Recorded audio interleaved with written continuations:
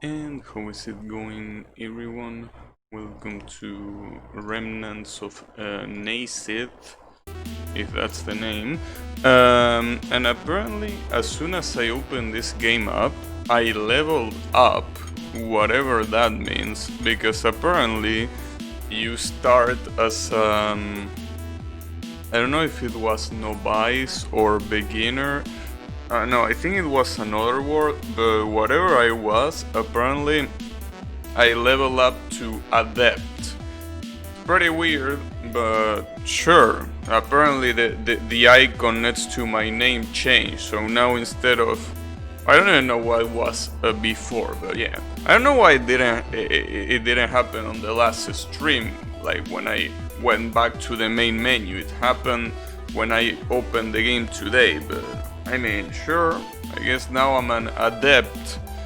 It's also pretty interesting that I only level up once. Only level up once after almost being done with every level, though I understand that most of the levels that I done, I obviously didn't do them optimally. Like that's pretty clear that it wasn't done optimally, but it's still weird that was just enough to level up once. But in any case, that's not important. What's important here is that we can do some stuff. Basically, there aren't many levels left. There are only 8, as you can see there. And I think I start understanding what the percentage means. But basically, the percentage, as far as I understand, it's like, how should I explain this? Like, I don't know how to explain. I understand it, but it's basically a percentage based on the amount of people that play the level, which will be the 100%. Well, in that case, in the rank, from the last one in the rank to the first one, which percentage you are. What percentage the number of your ranking is. Yeah, I kinda suck explaining, but also, how is it going, Bindo Viper? I was saying that I level up, funnily enough. I don't know why I level up now, but I level up, so that's great. Anyways, so the level that I couldn't do the other day, aka yesterday, was Surge, which is a level about racing water. I couldn't do this one, so I'm gonna avoid this one for now. The dominance percent is not percentile. Wait, it's not percentage? Oh, wait. Are you saying that the percentage is... Oh, that you're right. It's actually not related to your position in the rank, because this one is 69% and I'm basically one of the last ones, so it doesn't make any sense in this one. Alright, I gotcha. Yeah, I guess I shouldn't worry too much about it. So, we have Metamorphosis or Ascend. I don't know, let's go for Metamorphosis. I don't know what's gonna evolve here, but there's gonna be some metamorphosis. Oh, I should have dash jump there. Being 50th at the first level is the same as 50th in the last level. Both of those are very long level. Okay. Well, we will see how it goes. Though my biggest fear right now, well, obviously I'm assuming that a lot of levels that I have not seen are probably gonna be pretty hard, but my biggest fear for now is the level called Surge, the one with the racing water. I tried hard at that thing for like 30 minutes and I couldn't do it. I wasn't even close. That's the sad part.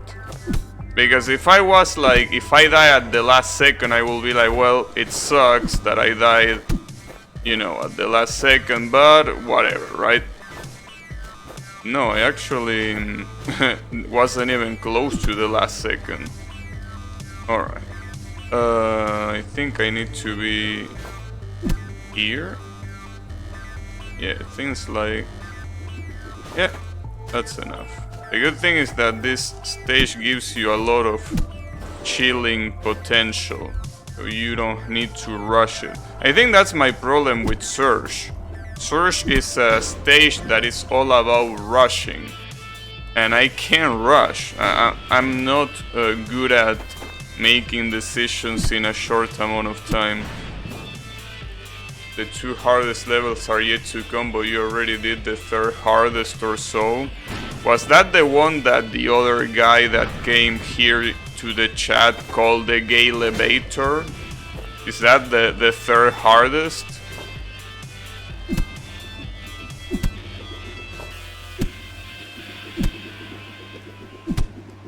Whoop. Oops. No, that's one in Metal Chapter. Oh, was it? I thought it was in this one. Alright, gotcha. I feel like there is a little bit of a problem with the synchronization of the saws. Because I feel like most of them are done for you to stop before going. And I feel like that's counterproductive for speedrunning, right? Like, for example, I know that in I Wanna Be the Guy games, especially those that are with speedrunning in mind, those have everything synchronized so you can go forward without stopping. But obviously you need to still do something, like put some effort yourself to not get destroyed, right? I'm talking about the one with the square covering spikes where you need to go up. Oh, but that one was fun. That one was fun. I guess it's hard if you don't have checkpoints. I will give you that. If I play that one without checkpoints, I probably wouldn't have done it. But if you play that one with checkpoints, it's pretty easy. Well, I mean, pretty easy in the sense that it could be worse. The last level is just an auto-scroller with similar saws, but most other levels you can still speedrun well. It was fun, but it's the hardest one to master. Yeah, that's the thing. I don't really mind mastering anything. I just want to beat him. So, if a level has a lot of checkpoints, it's probably not gonna be an issue for the most part.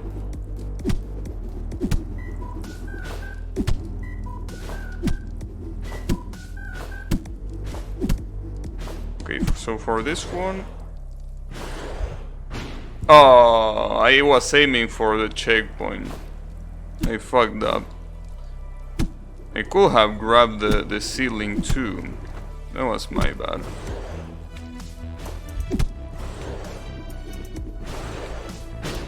Damn, I keep fucking up. I should just go further instead of trying to land there. I don't think you can even land there. Why did you do it twice? I mean, I thought I could land there. You gotta understand that I'm still not completely used to the physics of the game, so I expected to land properly, but I couldn't. Oh, I didn't expect it to have that much momentum from that. Interesting.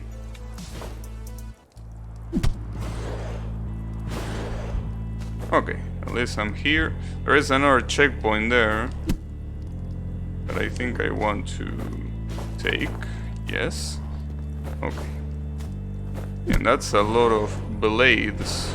Ouch. At least there is quite a lot of ceiling to grab.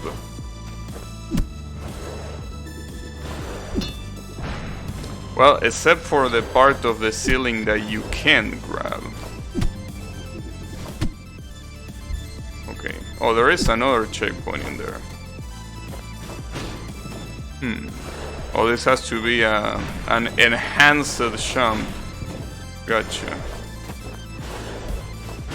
Fuck that up. I can actually grab that purple square. Can actually grab.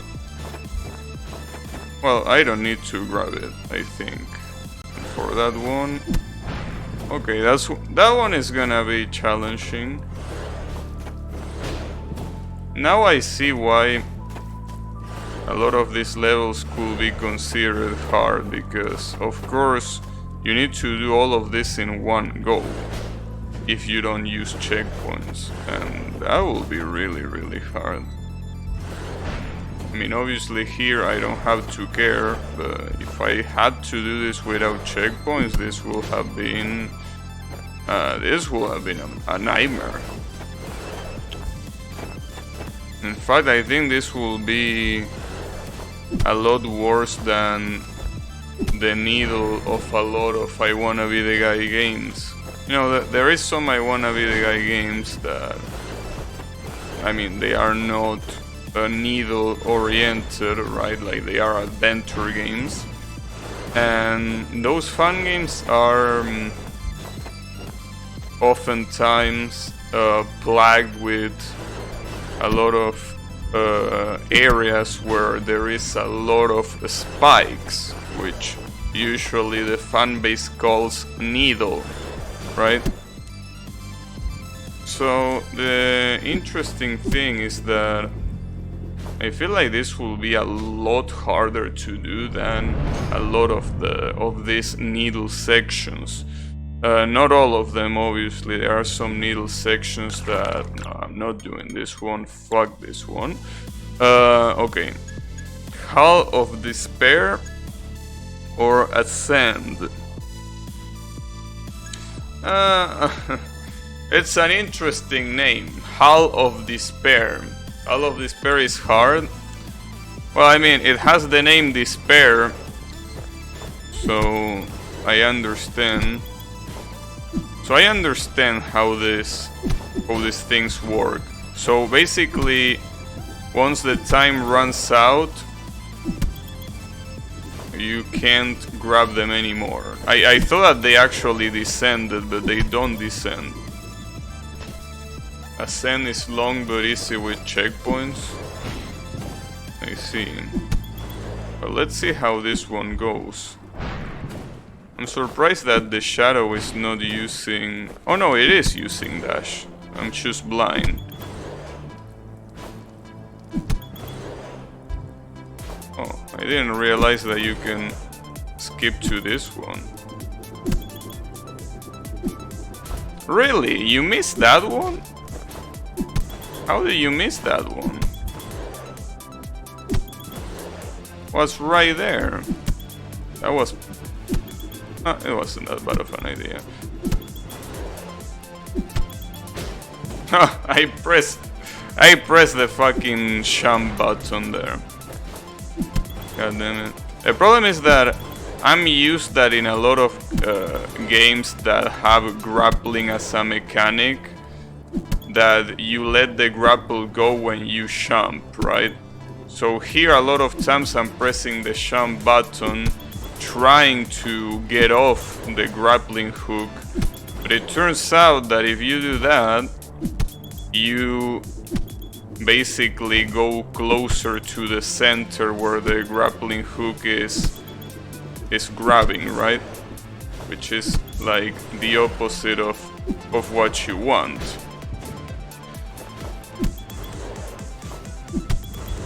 Yeah, I gotta get used to the fact that if you want to let the grappling hook go, the way to do it is not by pressing the jump button.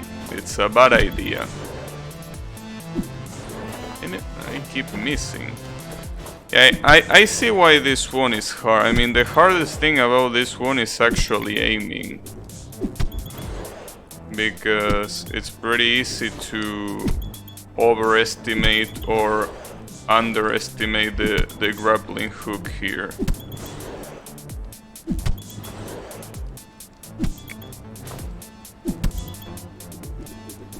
Oh, but it was actually not that long. I thought it was actually way longer. I thought there was gonna be like a checkpoint here or something. And why is this the next level every single time? I don't wanna do Surge. Surge sucks. That was faster than my first tries. I think it's basically because I use the dash pretty liberally. Like, I know that there is a lot of instances where I shouldn't be using the dash, like for example there, but I use it nonetheless because I can always chill right afterwards. Obviously, chilling is not an option if you're trying to do it fast, so that might be why. Wait, what's that? A purple... huh? Oh, it lets you go faster. Okay, so it's like an automatic dash. It is an automatic dash. Huh, alright.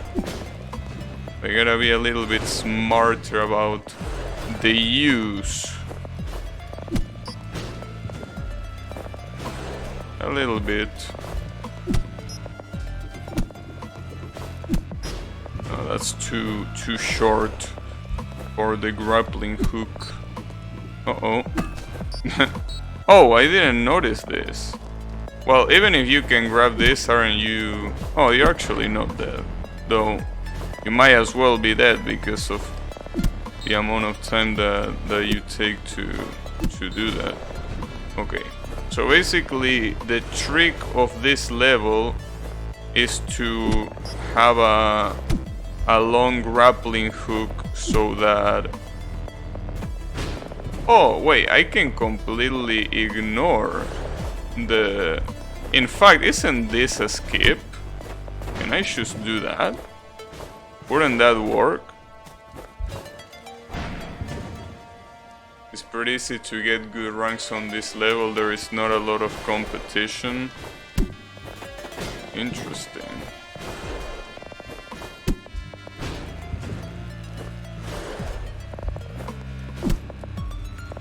Yeah, I saw one of the levels that I was doing the other day that apparently was only done by 350 people. So yeah, I guess there are some levels that are obviously gonna be a lot more attempted than others. Oh well, there is a checkpoint there. I wonder why that thing is in the middle. Or maybe it's decoration. I think that's decoration. Alright. Like the way it looks.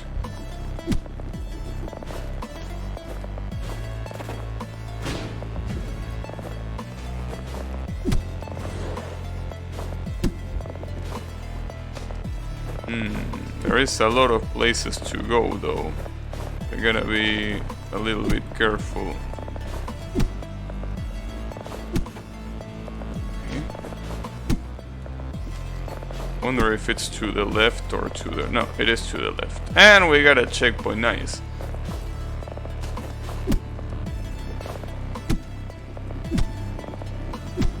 Another checkpoint, damn. They are gifting checkpoints like they were candies in here. That's a lot of checkpoints.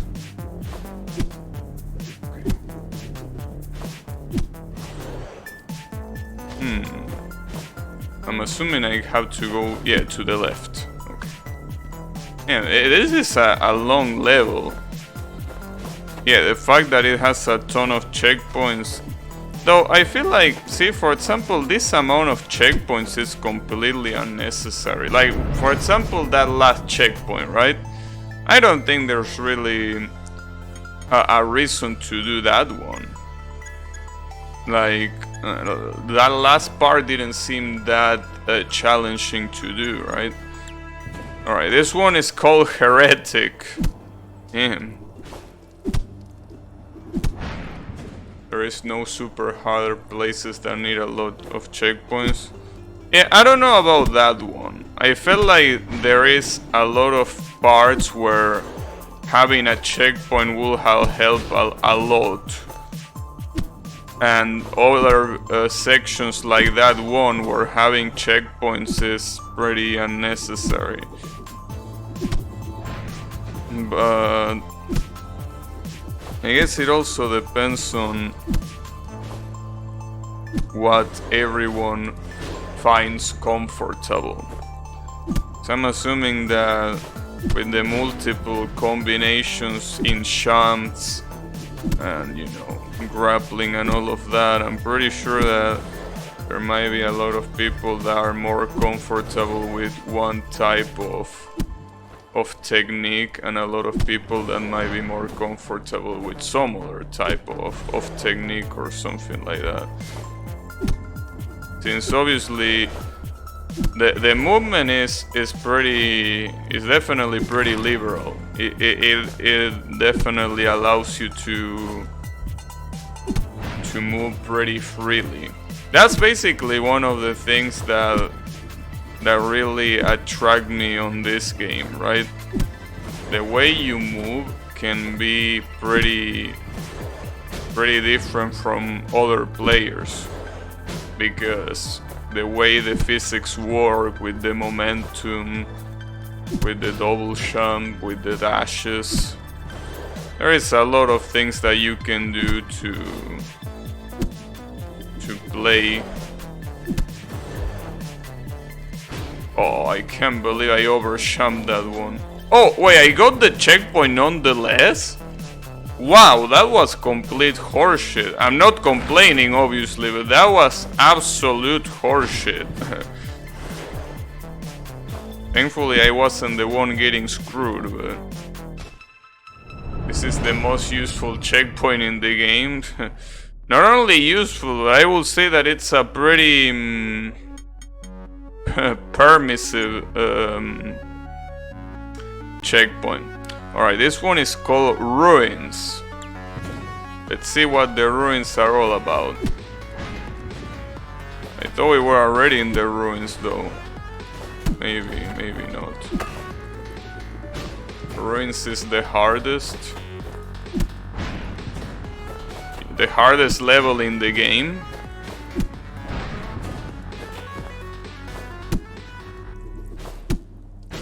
It isn't long, but there is no checkpoints and it's quite hard. Okay.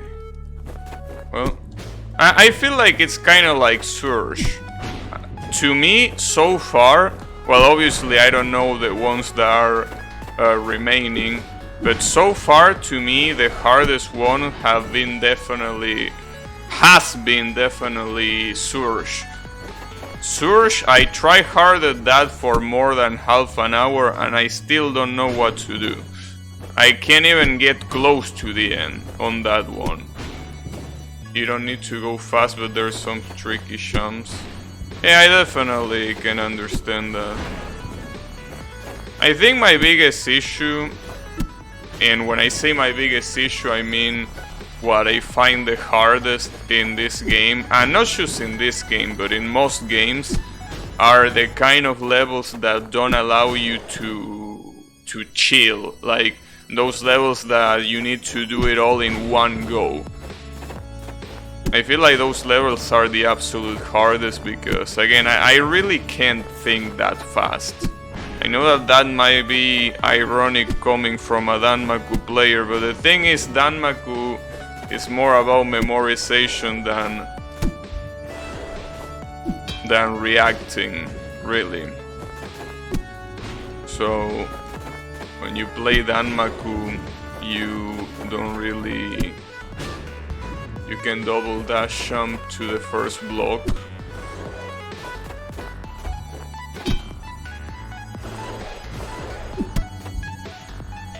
Yeah, that works.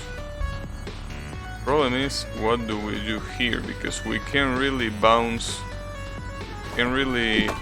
Yeah, that's the issue. We cannot really swing that much. We need to swim, because if we don't swim, we don't get enough momentum.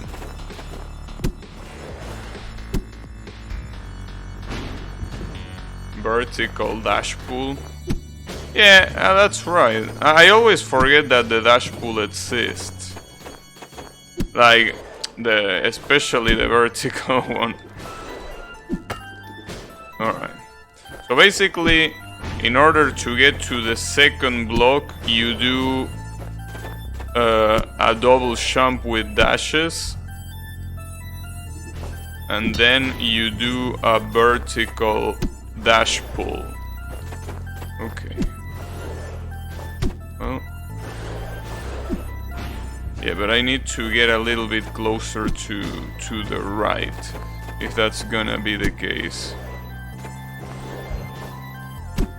Stay here.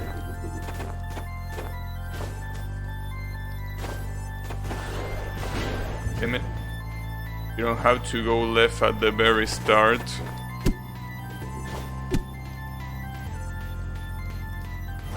Oh, you mean the very first jump? Yeah, I don't think that one is a problem. The real problem is, I feel this. Because I don't think I can get enough momentum to get up there. Like, sure, I understand what you're saying about double dash jump here, but then what?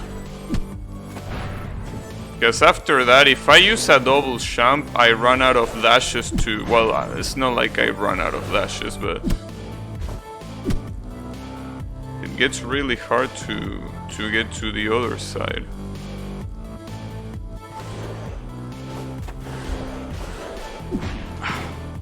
I don't know who I did it at the first time. So I've been able to get up there. I don't... Oh! Wow! You can reach it that far. But since the spikes are in the way, it gets pretty hard. Alright. Let's see, in that case... What's the deal? You can do a non-vertical dash pull on the first jump. Non-vertical dash pull. But that seems really hard to do. I understand what you mean, but that seems pretty complicated. Mostly because the spikes are at play here. Yeah, you mean dash pulling here, like a diagonal dash pull. I don't think that's easy to do. I think I'm gonna leave that for the experts. No, I think what I did the first time is not that bad of an idea. When you are grappling, you can hold the other direction to hold still.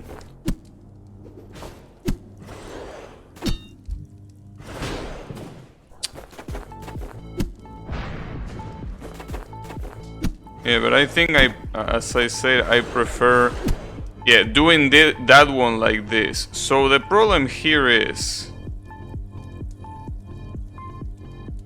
this is a vertical dash pull. Like here, I pull and dash at the same time. Nice. Not like that though. That's gonna make you hit your head. Alright. Yeah, don't hit your head. Seems like a good advice.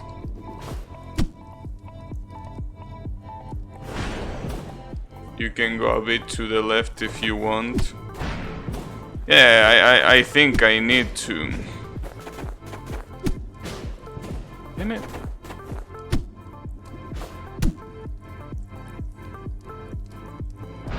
Problem if I pull there, because I want to pull just so I can do the wall jump, but Seems like that gets... Oh, the way he does it is by pulling to the block and then... Okay, I understand what he does here. Seems a little bit hard to do though. Let's see.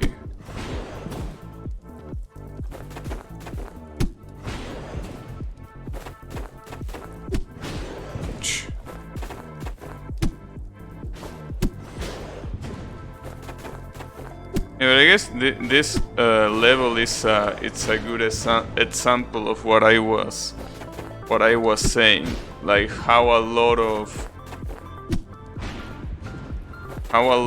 levels have unnecessary checkpoints, but there are levels like this one that have none, when I feel that they probably should have.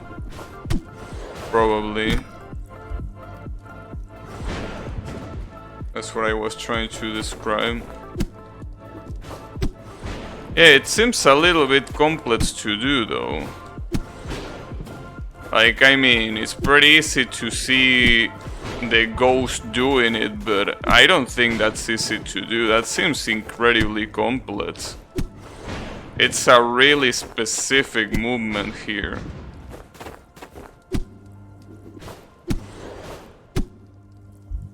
I think I prefer what I was trying to do before, which was basically not that.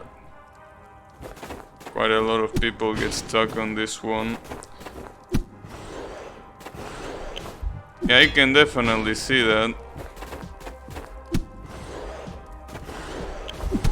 Sadly, if I use a dash at the beginning, I cannot do a double dash right afterwards. That really sucks. I can do something like this. Yeah, but if I do that, I don't think the altitude is high enough. Has only 283 completion, the lowest. The last level has 286. I see. Yeah, I can see. Though there is also the fact that, I mean, while I understand... Oh, fuck.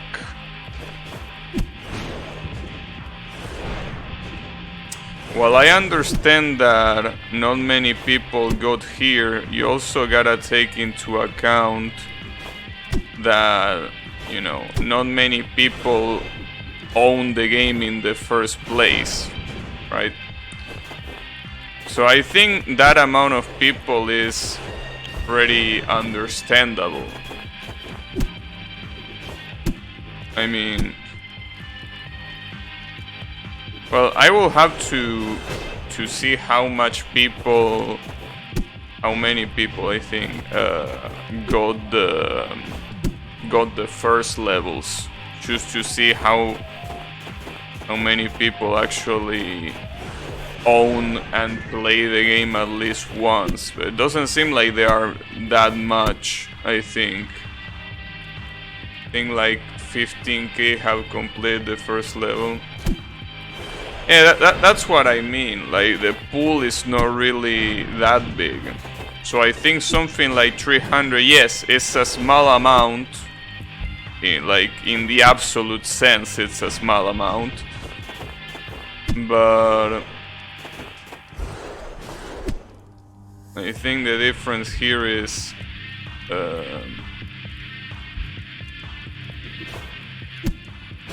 fuck. The difference here is that it's a small percentage of an already small number. So I definitely don't think it's that weird. Especially, you know, there is a lot of games where the completion rate is pretty similar. Like, for example, in this case, 300 will be the... It will be the 2% of 15k, right? if I'm not mistaken. It will be 2%. Top 1.5. Yeah, I think it goes more to 2, but regardless, the thing is that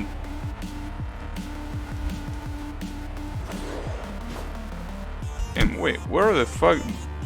You need a lot of momentum for this one. Jesus Christ. Oh, the second one is a dash jump too. Okay. What was I about to say? Oh yeah, 2%. You know, there is a lot of people that when it comes to regular games, like just to mention a game, right? Like Dark Souls, right? A game like Dark Souls has, I think, people have completed it in a pretty similar percentage, maybe a little bit higher, like 4% or something. But I think the numbers are really not that rare. So yeah, as I was saying, 300 seems like a small number, but not really that small when you know that the total amount of players is, you know, 15k or around there. The more vertical you go, the higher up. You can even hit the ceiling without a second jump. Yeah, but the problem is that going vertical here seems legitimately hard. Ah, he almost got it there though. If I was a little bit lower, would have gotten it. Though there is something that I figure out that seems like a really good idea, which is the fact that you can actually get to the other block from here by not by doing that, but by doing a double dash jump. Try to grapple the side of the... Yeah, I was trying to do that. The grapple doesn't need to be long, it can be just above your head. Alright. I'm gonna try to take that into account. So let's see. Oh, I thought I had a double jump. I fucked that up.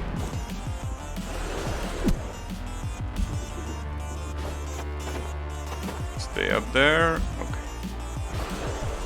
Damn, I fucked it up again. I have the same problem here that I have in the I Wanna Be the Guy fan games, that I jump when I already left the platform, so it counts as a double jump instead of a regular jump. Damn it. Alright. I definitely think that this first jump is the most annoying one though. I feel like it's unnecessarily complicated. At least it's the first jump, which means that if you fuck it up, you don't need to retry that much. So I guess there is something positive, but Jesus Christ.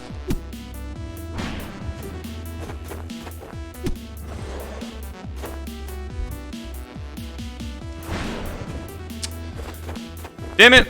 I thought that was a more...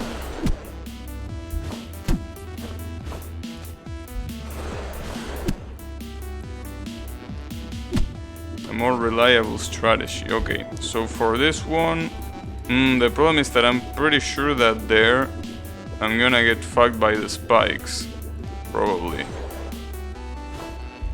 or not. Okay. This looks like bad news. So I need to reach the other side. Jeez.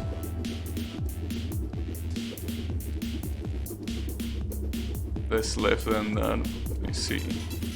Okay, so this looks like horrible news. Damn. Alright.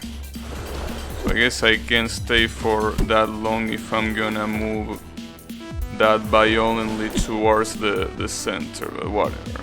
We can do that again. Come on. Oh, I did the double jump too soon there.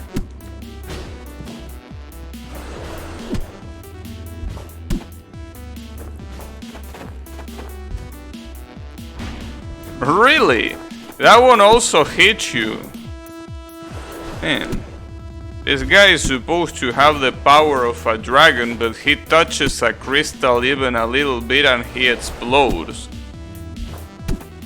And was this dragon like made out of fucking glass? I mean, maybe he has. When you look at the remnants, they don't look too strong. So maybe he was made out of glass, because Jesus Christ, even everything kills you.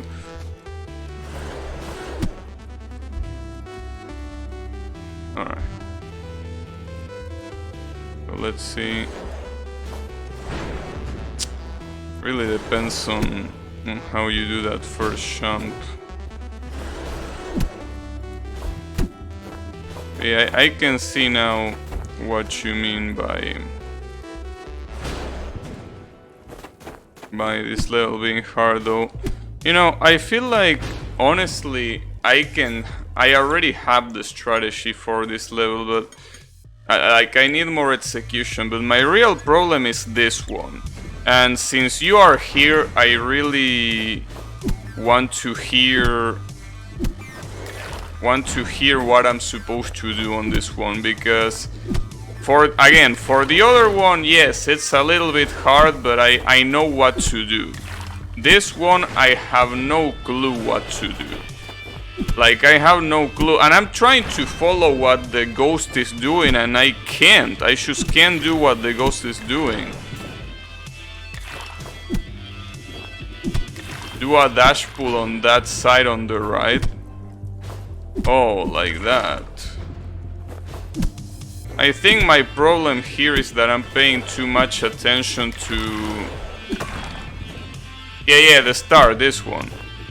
Oh, he was doing a dash pull too, but I couldn't see it. I think he was doing a dash pull, but I couldn't see it. Though, even if he's doing a dash pull, it looks like what he's doing is pretty precise. Then pull on the ceiling immediately. Wait. Do a dash pull. Oh, okay. So, like this. Then pull on the ceiling immediately.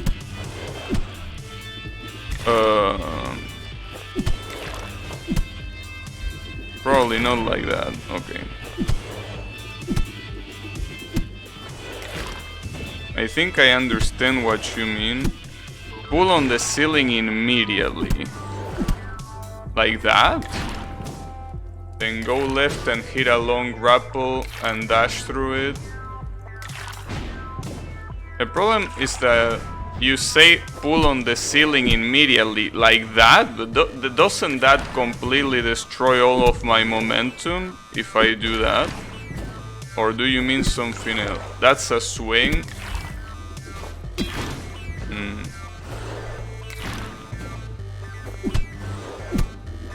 Oh, you mean... Oh, I get it. So you mean pull, but you don't have to let it be there. Like, you only pull to get to position yourself. Alright. Yeah, I understand what you say. I understand, though I have to practice, because that's a lot of information. I'm probably letting it go a lot later than I should. Okay.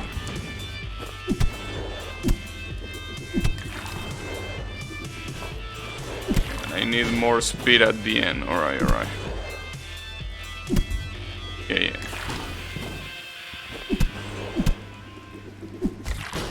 Hold the long grapple until you are going right. And when should I dash? Like, at what point of the grapple should I do the dash?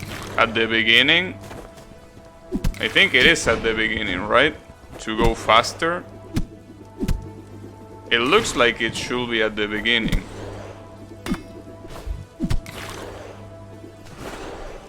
Yeah, I think I understand a little bit. Fuck that up.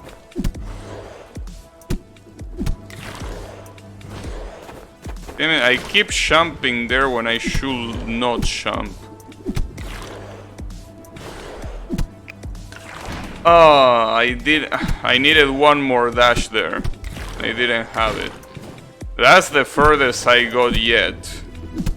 Funnily enough. But yeah, you need another dash there, so I'm doing one unnecessary dash at some point. I don't know which one is the unnecessary dash there. But there's definitely an unnecessary dash somewhere.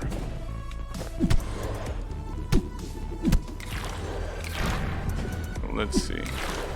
Oops, fuck that one up.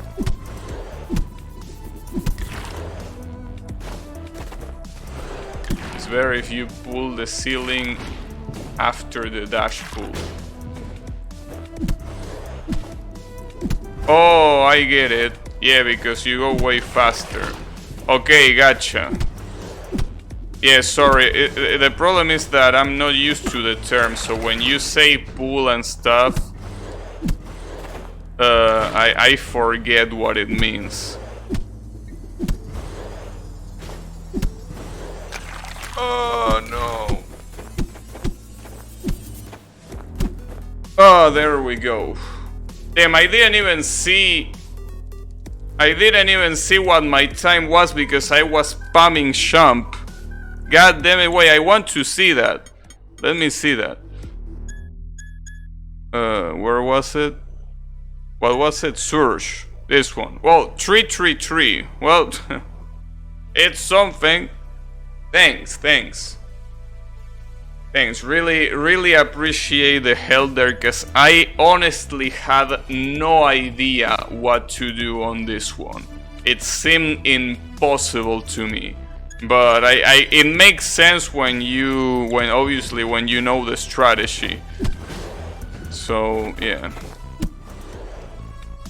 Yeah, but that one, I really gotta tell you, yesterday I was stuck for 40 minutes on that one, and I was like, what am I doing wrong? I'm trying to follow the shadow and I don't understand what I'm doing different. So basically the difference all along was that the shadow or ghost was doing pulls and I wasn't.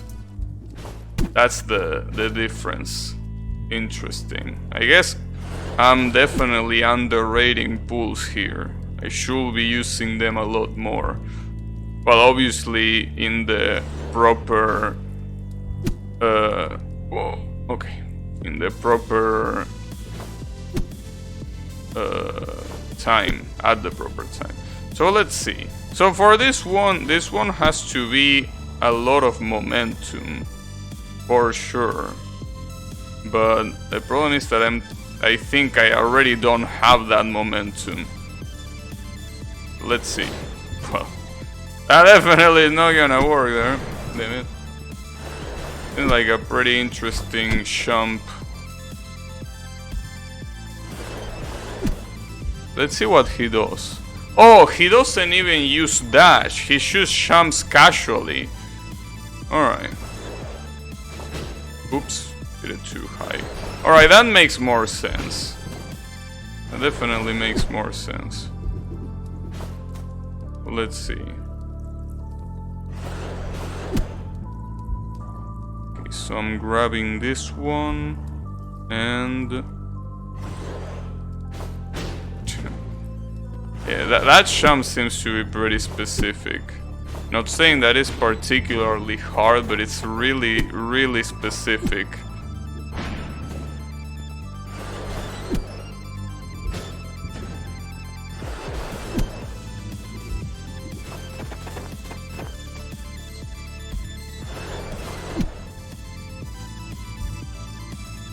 And the problem is that if I want to do what the other guy is doing, I need to basically do it on the first time. Like the first time I grapple it, that's when I should be doing it. Oh, this is dead, right?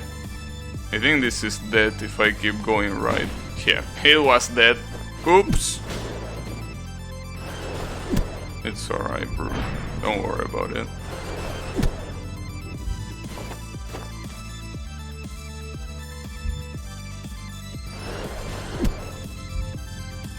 So I can chill here.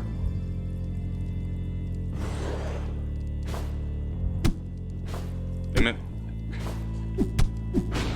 I thought I didn't grab it, so that's why I spammed it afterwards. God damn it.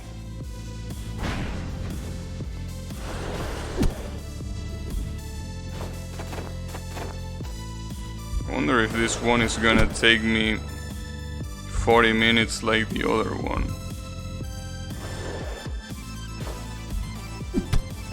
Oh, come on, dude! What kind of place to grab the platform is that? It grabbed it at like the most fucked up place there. It seemed like by far the most fucked up place there.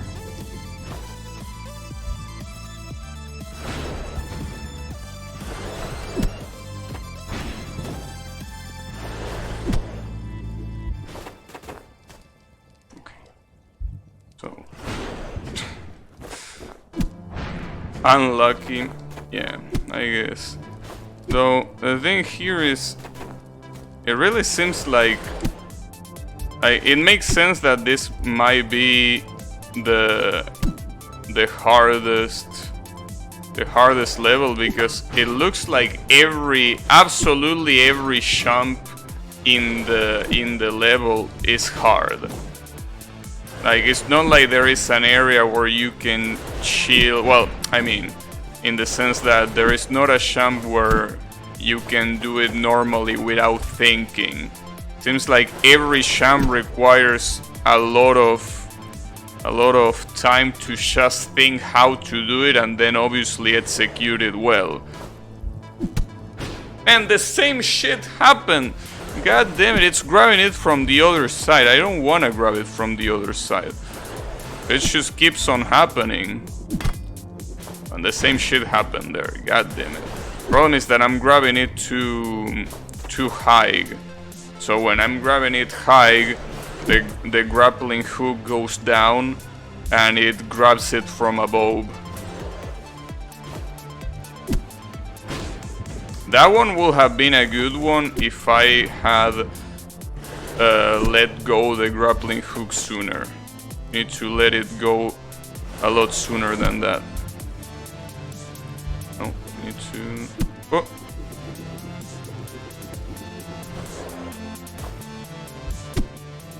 Oh! Again, you need to let it go sooner. Also, you know, I'm interested because it seems that you are interested in games that seem to be focused on speed running and stuff. Maybe, I don't know. So, what other games do you have taken your interest like this one? Because I mean, in order to speedrun any game, regardless of which one it is, there has to be a pretty big interest to be like, I'm gonna super an open hexagon. Open hexagon? Open hexagon? Is that on Steam? I never seen it. Speedrunning. How is it going, Yummy? Open hexagon is an awesome clone of Super Hexagon. It's on Steam, but only recently, I see. It's Eleranzo, but it doesn't involve speedrunning. I mean, usually when people speedrun a game, usually, not always, but usually they should speedrun one game. They usually don't speedrun multiple games. I mean, speedrunning a game is already quite time consuming, right? So I don't think that speedrunning multiple games at the same time might be a good idea. Interesting choice. Do you like Super Hexagon, Open Hexagon, and Remnants of Naezith? Alright. Well, Super Hexagon is a game that I still haven't beaten.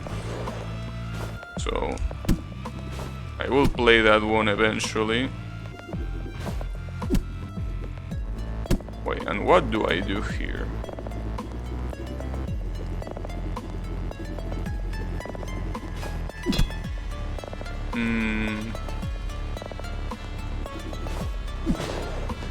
Oh, I get it. It's like a pull into a wall jump into a dash jump. That's what you do. The last one has to be a dash jump. I'm much higher ranked in open hexagon than here. Open hexagon is excellent. Well, the problem is that before playing open hexagon, I should be able to beat super hexagon, which I haven't been able to do. I definitely have not been able to, and it looks pretty hard too. So, I don't know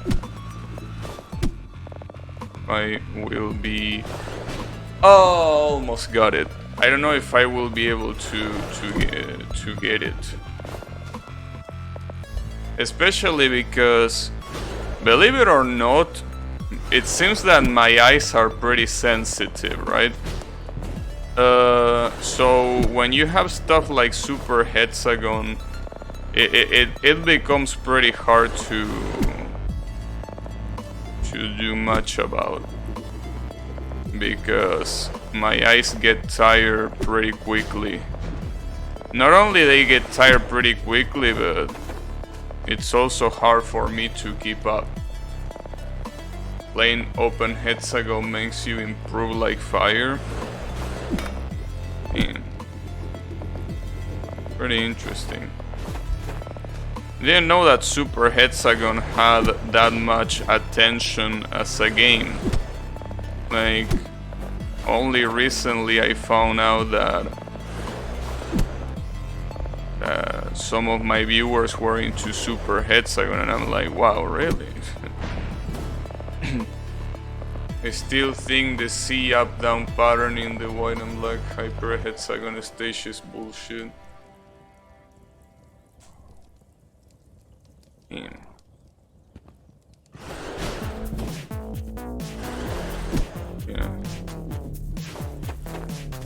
Yeah, in my case, when it comes to games, it's like, wow, there you go, I got it. 219. Honestly, it was a hard level, but I feel that it could have gotten really, really spicy.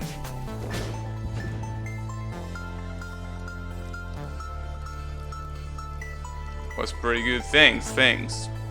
Hey Colo, how is it going? Is this the level called Hope? I think it is, right?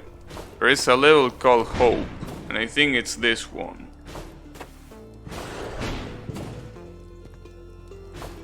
Which is the second to last one.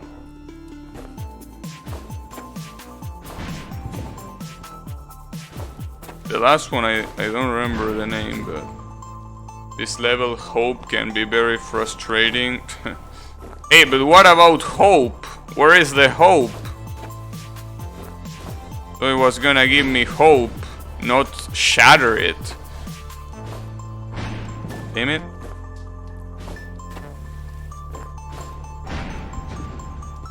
I guess we can only hope that it's not gonna be a torture. Well, at least the checkpoints seem to be pretty permissive.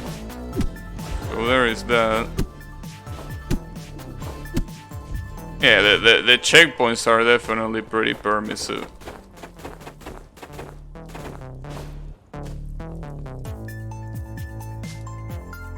Probably the second most tilting level in the game. Let me see. Hey Sepicat, how is it going? I'm here almost about to finish the levels. I've been able to beat Ruins though. So there is only 2 levels left. Hope and the last one, I think, are the only 2 levels left.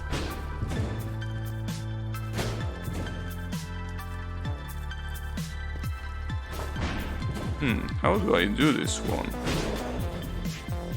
It's like, I think it's a dash jump, but it seems to be pretty specific. Like a pretty specific dash jump in here. That's good, most people skip ruins and do it last. I was about to skip Surge. To me, Surge was a lot harder. And I could only complete it because I had Viper actually tell me how to do it, because I felt that it was so hard to figure out. It was unbelievably hard to figure out. In fact, even with Viper telling me what to do, I was still like, what? But basically the secret to Surge is basically doing a lot of pulls.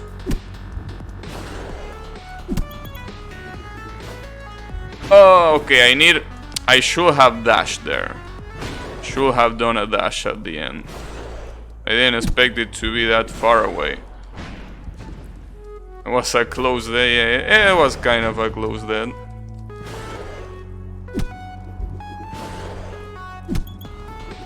Well, that's not gonna be close. Oh, wow! That actually not only was close, it was right on time. Well, that was weird.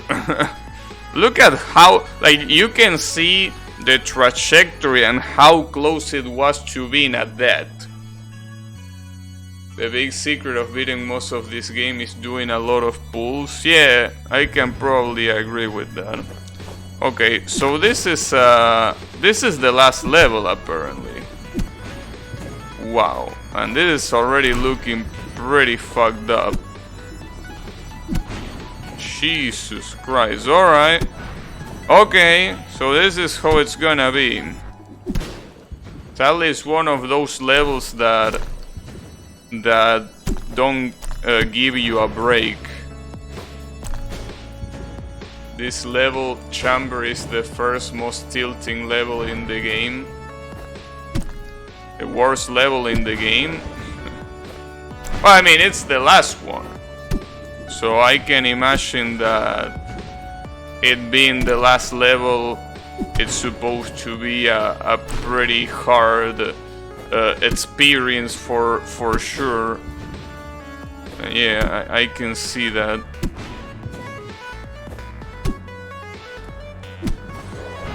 Okay, so I don't think it's dashing there. No, it's just wait, what? Sadly, I can't really see what this guy is doing because these shits kill me. Oh, look at that, it doesn't kill me. Oh, the other laser kills me. Oh, come on, bro. I'm trying to study what the guy is doing and it's not letting me. Just trying to study, bro. God damn it. Oh, so you have to stay on the left side. Okay. Stay on the left side. I really want to see, but I can't. I really can't see. The game doesn't want me to see. The game doesn't want me to see the truth. What?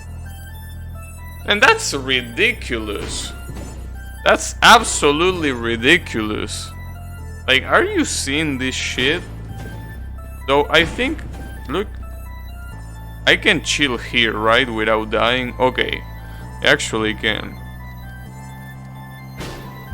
Okay, never mind, I can't even chill there, dude. The game doesn't let me see what I'm supposed to do.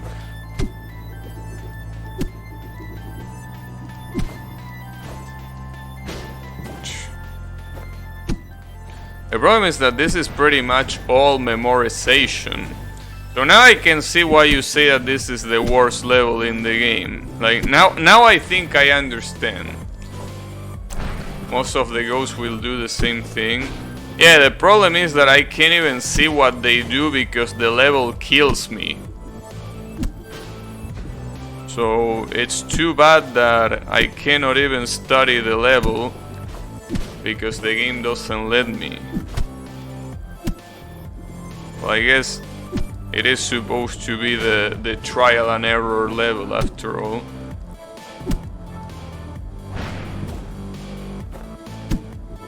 Damn.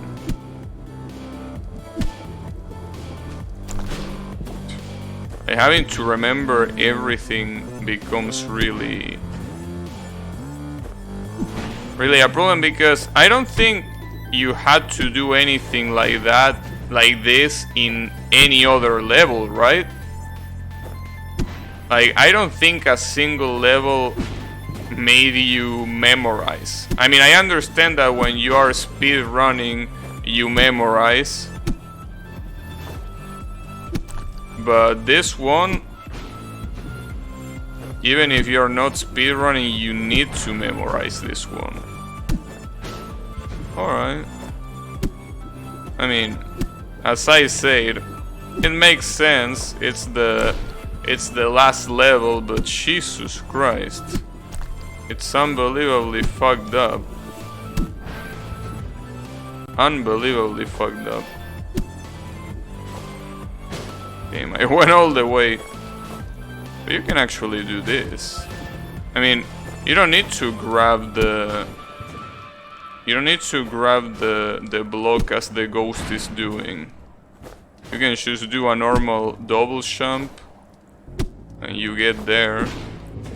Probably a little different in timing, but still what you do. Oh, and...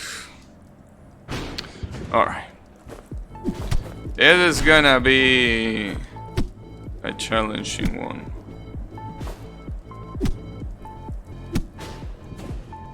I mean, to make things worse, the saw blades being there, so they make sure that you cannot get close to the cube.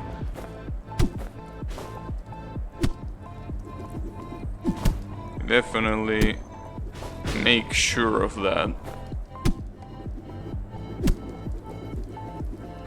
I fucked that up. Yep, I fucked that one up. I guess for levels like this is that I feel that being able to see the ghosts before clearing the level will be really useful. But obviously the issue with that is that, yeah, I guess it will maybe make it too easy because you already know the solution. But it will be useful. I was mentioning on a previous stream, that's what I wanna make her does, that it doesn't let you see the ghost until you've beaten the level, but sometimes it's really useful. You could watch one of the replays, but I don't think the game lets me watch the replays unless I clear the level. Or at least I think that's how it works. Something like that. So for now, I will try to memorize, because I don't know what's after this. So for now, I need to focus on this part. In leaderboard. Interesting. You know, the button for escape. No, it's fine. I mean, the thing is, for now, I want to try hard a little bit more. By myself, and then, well, we will see. Jesus Christ, it keeps going. It just keeps going. Like, it doesn't stop. I thought that would be like the last swing I needed to do, but no, it just keeps on going. And it keeps on going. Unbelievable. The security on this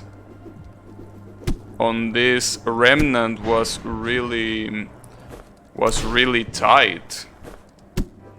Definitely, they didn't want anyone from stealing this shit. You need to survive for 16, 22 or something seconds before exiting. Damn, that sounds really hard. That's a lot of seconds. Like, that's not just a normal amount of seconds, that's actually a lot.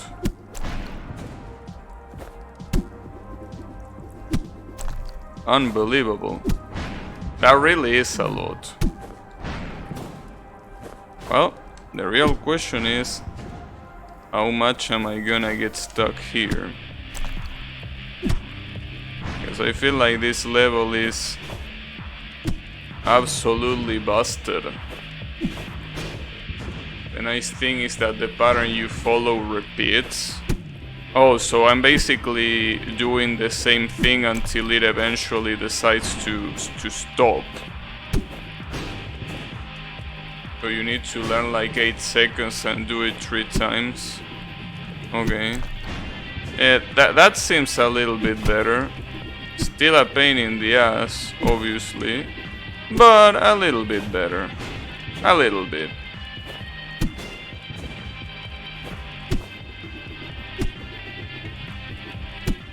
Fuck. The two souths on the right are slowly moving apart. Oh, I wasn't looking. Interesting. So you basically need to wait until those two souls are leave you enough of a space to pass.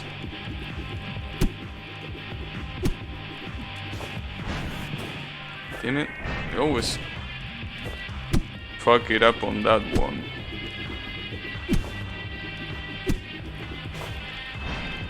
I have to stop double jumping there, but I keep double jumping. I can't avoid the double jump there. Wait, what? You have to stay on the right there?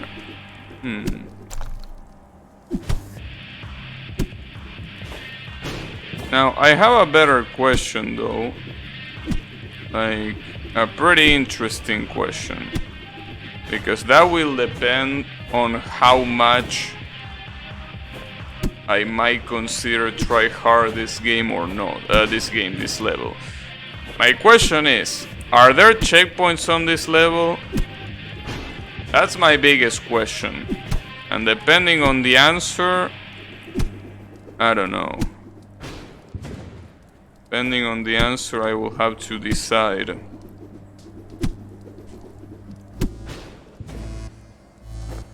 Because if after this there's not a checkpoint, I don't know what to do. Once you go to the right, it ends. Oh, so basically the whole level is this. I get it, I get it. I thought the level was longer and was only the beginning. Alright, alright. Well, in that case, I can try hard it for sure. Just need to give it a little bit more time to try hard.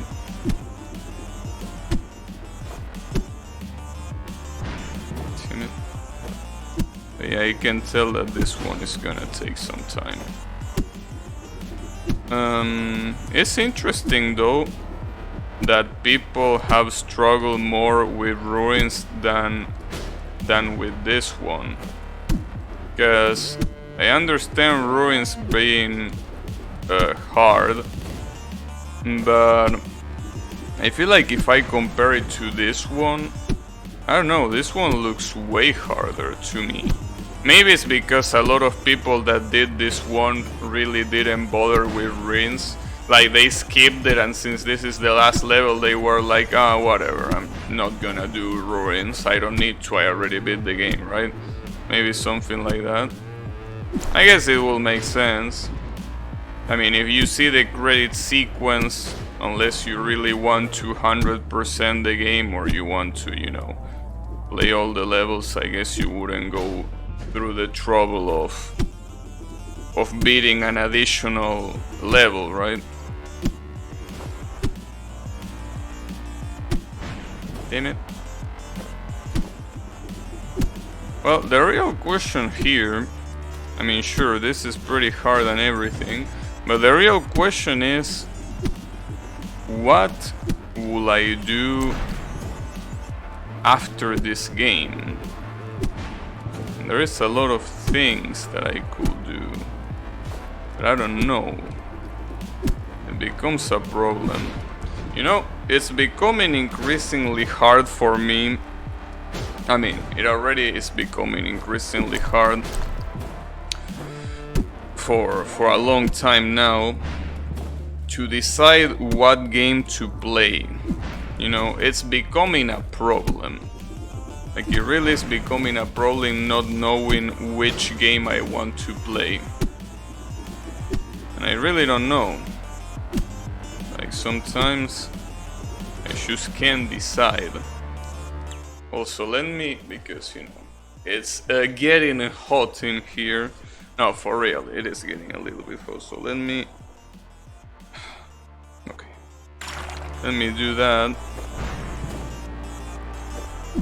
Did Gabby say he was getting hard? No, I say that I was getting hot. Which I don't know if it makes the situation better, but... Yeah, I am. You got a problem with that? But anyways, what I was about to say is that I really don't know what game to play next. It really is becoming increasingly hard. There is Shovel Knight. Shovel Knight is a game that I definitely wanted to play for a long time now. But I feel that... I don't know, maybe I should leave it for another time. Maybe I should do it now. I don't know. Well, there is the thing also that Shovel Knight consists of, if I'm not mistaken, 5 games. There are 5 Shovel Knight official games.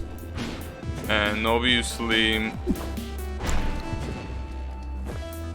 they seem that, well, according to Steam, seems like it's one of the platformers that focuses on being hard, right? One of those platformers, like people like to call it precision platformers. So I think that that's a pretty shitty term, but some people like to call it precision platformer, right? So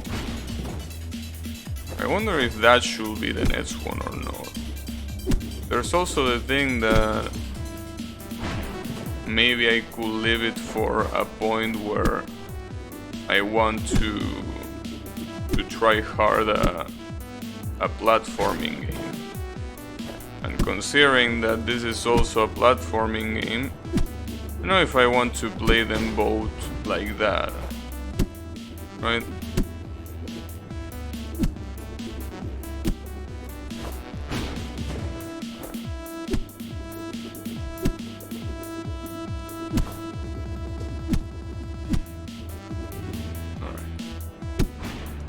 Damn it. I swing there, but not... It wasn't my intention. Play Mega Man. Yeah, but again, I think that after playing a platforming game like this one, I don't feel like playing another platforming game, at least not immediately after it. So I feel like, I don't know, maybe I could go for another genre, but I don't know. You know, to be completely honest with you, I really want to play that car game that I played the other day. Had a lot of fun with it. But you know, there is also the problem that it's not a very liked game around here. I really liked it. Really liked it, and I want to play it. And that will be a good break from platforming, and then after that I could probably go with Shovel Knight, because Shovel Knight is also another one of the games that I had in my to-do list.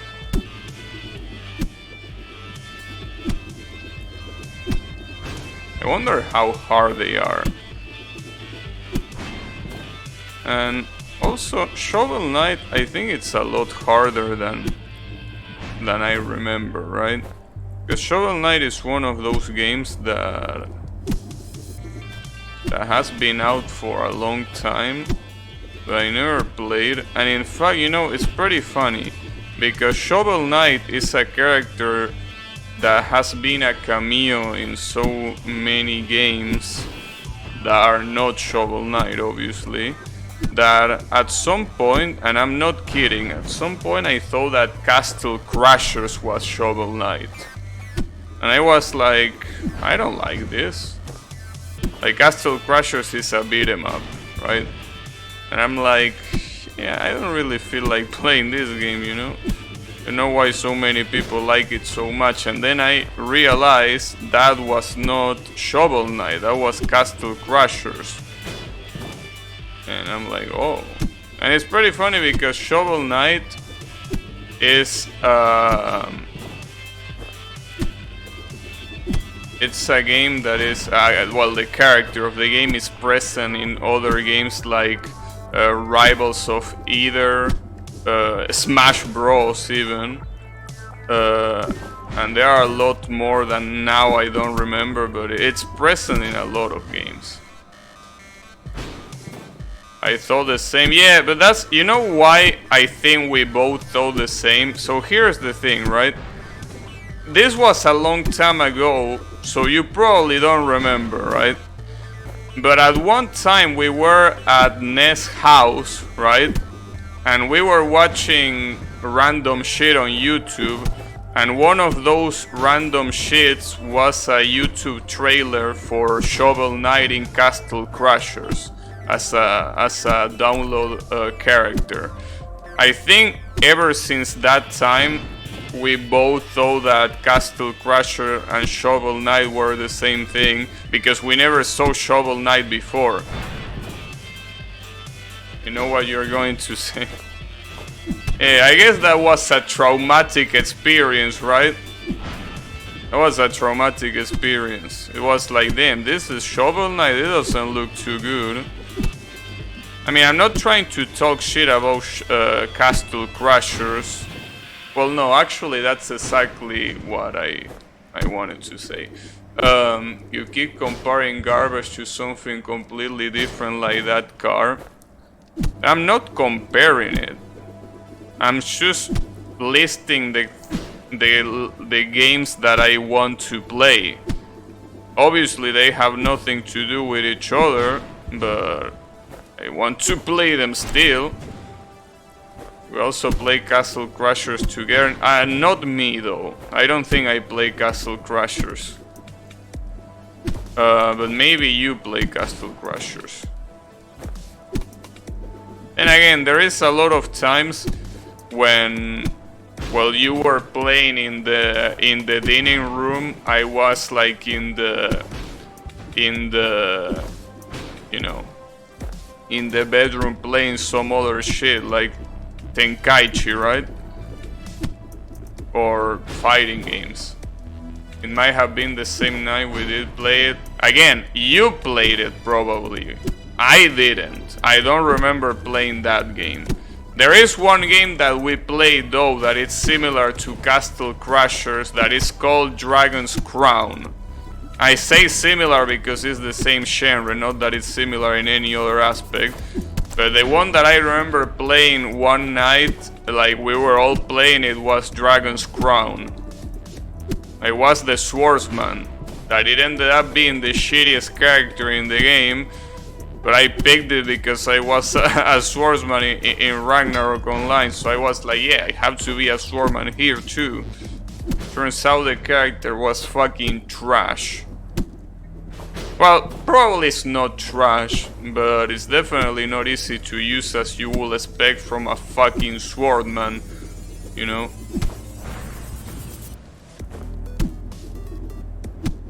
Dragon's Crown is also a game that I wanna play, but sadly, I might be wrong, but I think Dragon's Crown is a PS3 exclusive, right? I don't think it's been released on PC, which is sad because it's an amazing game. Definitely an amazing game. I wanna play it. The problem is that if I emulate it on the PS3, it's not gonna yield good results. And there is also the other problem that I could play it on my PS3 because I have a PS3, but I can't stream it because the game capture that I have doesn't work with the PS3. Funnily enough, apparently it works with the Xbox 360, but it doesn't work with the PS3 for some stupid ass reason.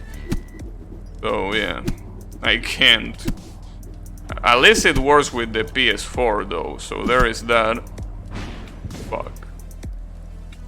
I don't even remember that game. It was basically a game, you know, that was kind of set in a medieval world, right? And you could choose between, you know, maybe you're gonna remember with this description that I'm gonna give you right now. You could pick between a swordsman, a mage, there was another shop that I don't remember, but here comes the important part. You could also pick between an Amazon that basically had an ass that was bigger than her whole body, and then you had the sorcerer that instead of the ass she had the breast bigger than the whole body. I think that's the easiest way to remember the game. Those might be the two more defining traits. There was also a Tinkerbell-like fairy, but you know, don't remember that at all. I might have been asleep. Oh, it maybe. Yeah, this motherfucker, you know, every time that we went to play at a friend's house, every time, at some point of the night, he fell asleep in the couch. I'm like, come on, dude.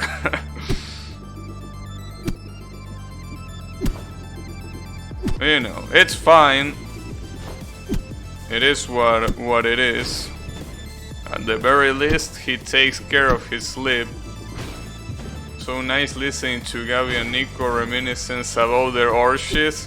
Hey, I didn't do any gay stuff, alright? I know that in your case, Yami, when you meet with friends, that's the end result. I know that, but that's not the case here, you know? That's your particular case. But in our case, we didn't do that. We play video games.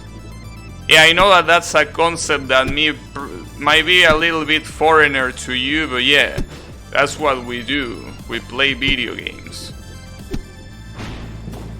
It's fair to say I work at night. I'm not sure if you work at night at that point. I'm out of his league. You're not helping the situation, you know? God damn it. Wait, what? Oh, you have to stay and then swing at the side you were going. Damn. But yeah, we used to play a lot of shit. I remember also, you know, there was a night where we played Tenkaichi and I basically fucked everyone up. Makes sense. I mean, I'm not exaggerating when I say that Budokai Tenkaichi might have been the game that I dedicated the most amount of hours to. So yeah, nobody could defeat me. At least in this group, right, of friends. Obviously, if I went to compete or some shit like that, I probably would have been obliterated. But when it comes to our group, nobody could defeat me. Unless I nerfed myself, because you know, the beautiful thing about Tenkaichi is that you can pick up to 5 characters. Up to 5 characters, which means that if you want, you can pick 3 or 2 or 4 or the amount that you want. And that way you can quote-unquote nerf yourself, so you give the other player a chance at beating you. And that's, I feel like, what's great about that game. You know how in a lot of fighting games, if you are better than the other person, you are always gonna win unless you let yourself win, right? Well, in Tenkaichi's case, you didn't need to let yourself, like you didn't need to lose on purpose. You should pick less characters and you could go all out, and it will be a nice competition because it was clear that the other player had an advantage, but you still didn't need to, you know, downplay your abilities. In fact, you could show them off even better. That was the first time you were coming to Ness house. Yeah, I don't remember that much because it was literally like I'm not joking, it was literally like 10 years ago. It was a long time ago. Probably 9, I don't think it was 10, it was probably 9, but still, that's more than my memory can remember. I remember some things, obviously, but yeah, pretty specific details I definitely don't. So yeah, was pretty nice. Definitely was pretty nice. Was a lot of fun. But yeah. When it came to Tenkaichi, none of my friends stood a chance. But it is what it is. Well, there is actually a friend that I had from high school that defeated me cleanly also. Like, he defeated me picking the same amount of characters and everything.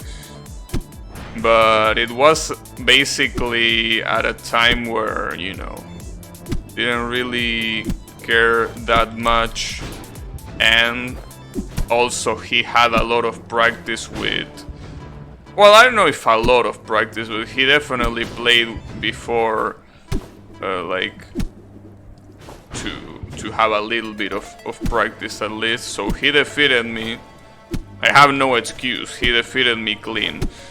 So yeah, but that's the only time that someone will defeat me in Tenkaichi without me picking less characters.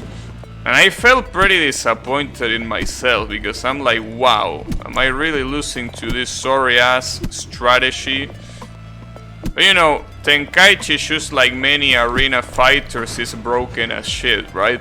So you have characters that can literally go after you from full screen, and there aren't many ways where you can counter them. And basically this guy that I'm talking about was fully doing that time and time again, and I was like, what the fuck do I do? And I didn't have many strategies to beat that.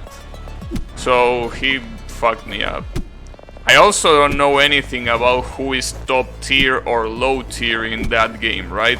So I basically just pick whoever the fuck I feel like playing. But this guy knew what the top tiers in the game were, and he picked a lot of them. I don't know if all of them, but a lot of them. Basically, motherfucker was picking, like, you know, Kid Buu. I don't know if he picked Goshida, I'm pretty sure he picked Goshida. Super Saiyajin 2 Gohan. Motherfucker was a cheap ass. But you know, that's not an excuse, that I still lost. But you know,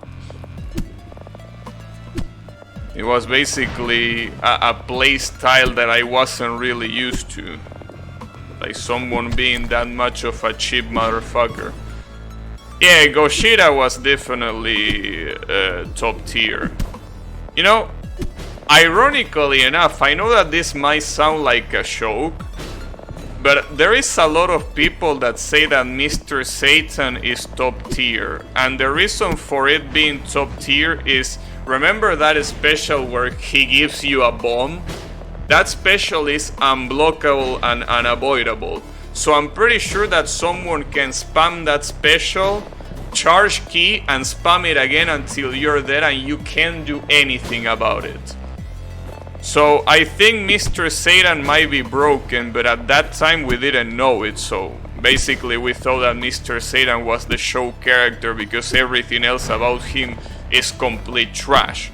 But that special bomb thing that he had apparently was broken, because you could spam it without repercussions and you could kill the enemy by just doing that. It's pretty fucked up, but it's also pretty funny, right? That the show character is actually the top tier. Yeah, Teen Gohan Super Saiyajin 2 was clearly... You know, here's the thing, there is a pretty good thing that you can use as a measurement for a character being top tier. Basically, you have to first think, does he have a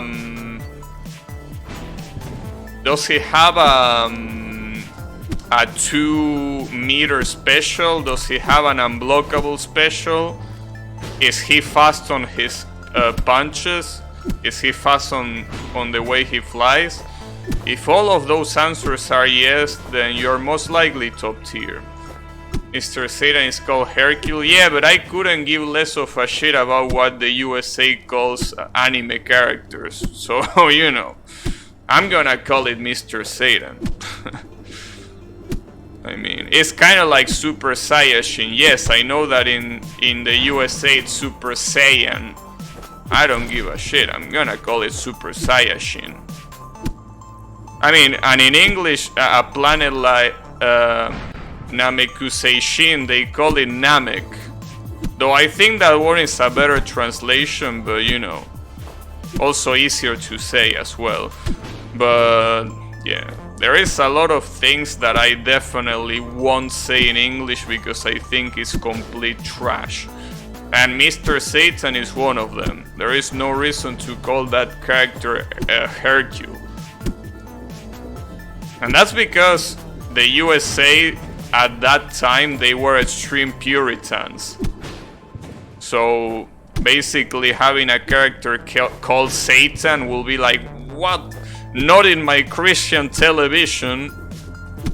I mean, obviously having the characters literally beat each other to death where blood was splattered all over the place, yeah, that's fine, don't worry about that.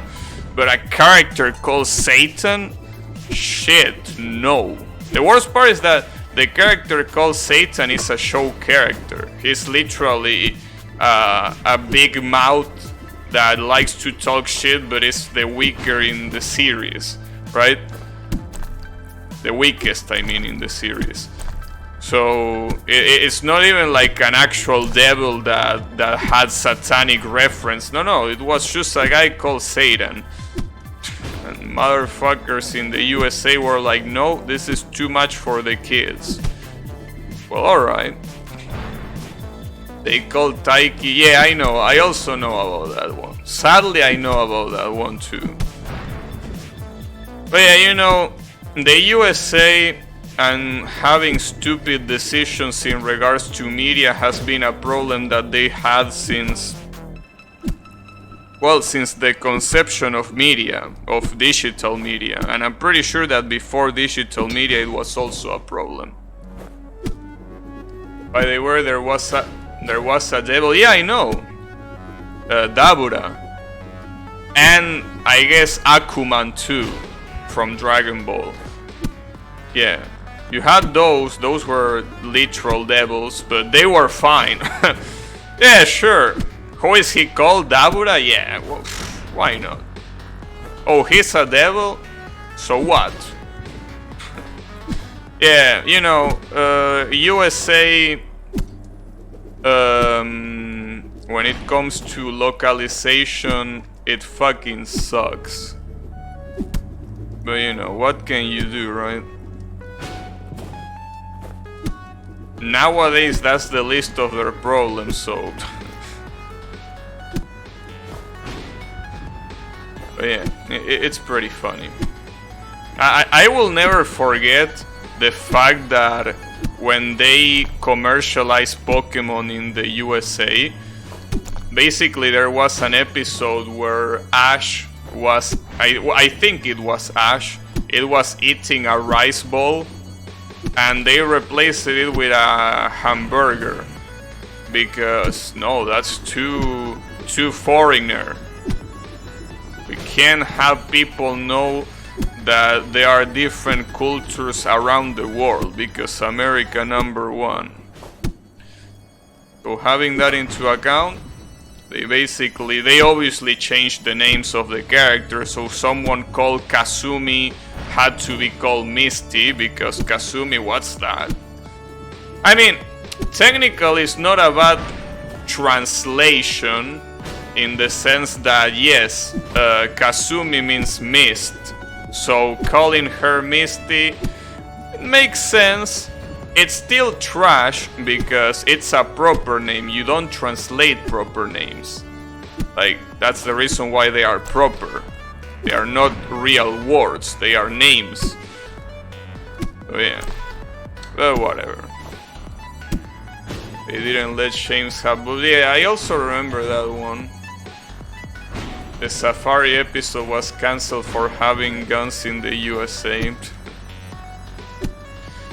Yeah, it's pretty interesting because at some point you are like, alright, I can find a pattern, right? Like you're like, I see a pattern in the way they censor things, so at least I know what to expect when it comes to censorship. But no, you never know what to expect. Like sometimes it's about violence, sometimes it's about religion, sometimes it's about nudity, some other times it's about foreigner culture. Basically, it's like it's a hobby for them, I think. At this point, censoring shit for no reason is like a hobby. Obviously, I don't mean to talk shit about every person from the USA, because this is clearly a problem from the localizers. In fact, a lot of anime fans in the USA wish that the localization wasn't such dog shit, but it is. So yeah, what can you do?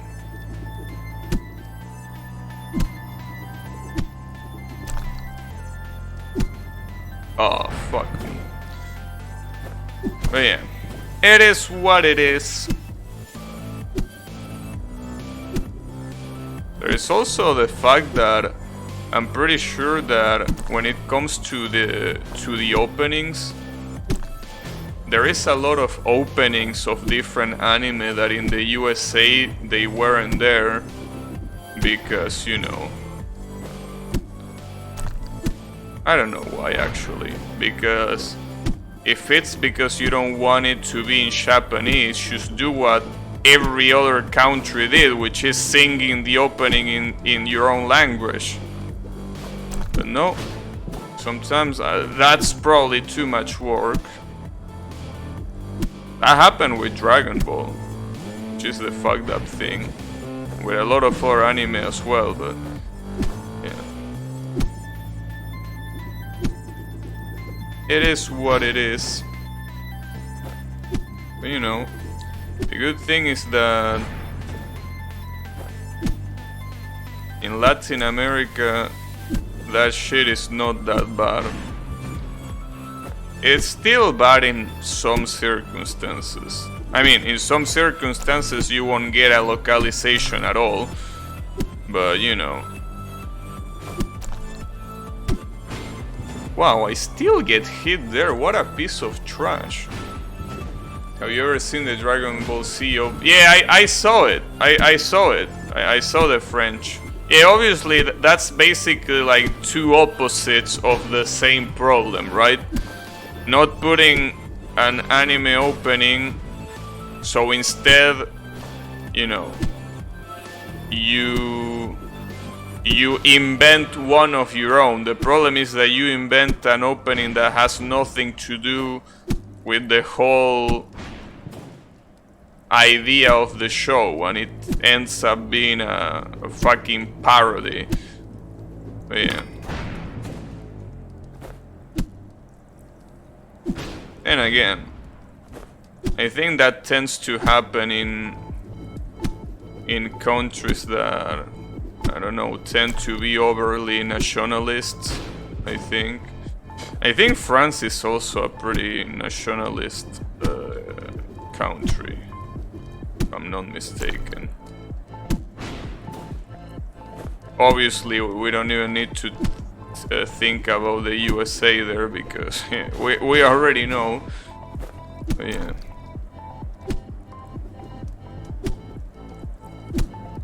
And being nationalistic is fine, but there is a limit for everything, you know. Wait, what do I do now? Oh, I don't know what to do. Fuck, I really don't know what to do after that. But that's the furthest that I gotten in this level. Are you guys talking about Beshida? No, but it's funny because, yes, that's a topic that I also like to talk, because that's one of the few instances where the Latin American localization team actually fucked it up. Beshida's name in Japanese is Beshida, right? But for some reason we decided to copy the USA in that, and we decided to copy the romanization from the USA, right? The problem is that by doing that, you're basically changing the pronunciation completely.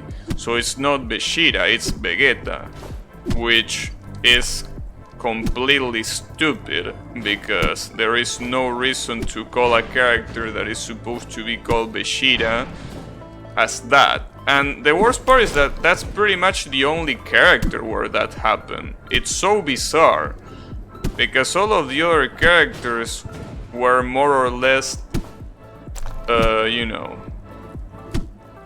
had more or less a good localization of the name. In fact, there is a lot of characters that, yes, the USA didn't localize properly, like Mr. Satan. They call him Hercule, but here in Latin America it is Mr. Satan. Well, yes, we call it Mr. Satan, right? But, you know, the thing is, at least that one makes sense. But Beshida makes no fucking sense. And it's probably the only one that makes no sense. But yeah, who knows? Maybe it was one of those... Yeah, Beshido too. I think we call it Vegito, right? As well. It's pretty stupid. But, you know, yeah. It's always been pretty interesting.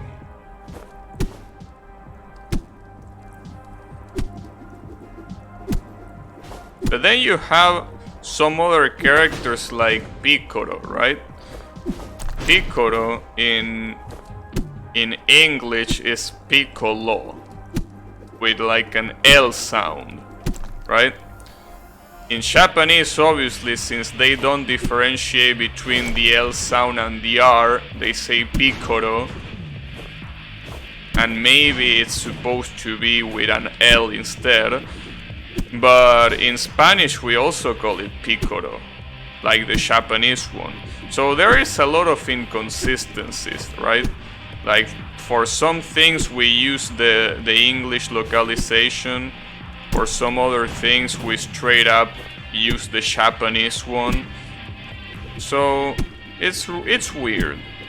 It's not consistent. It's fun that we call it Mr. but Beshida must be Vegeta. Yeah. Yeah, because otherwise... Well, actually, you know, it's pretty interesting, because the Spanish, like, you know, the people from Spain, call Beshida, they call it Vegeta. So they actually pronounce it right, in the sense that, you know,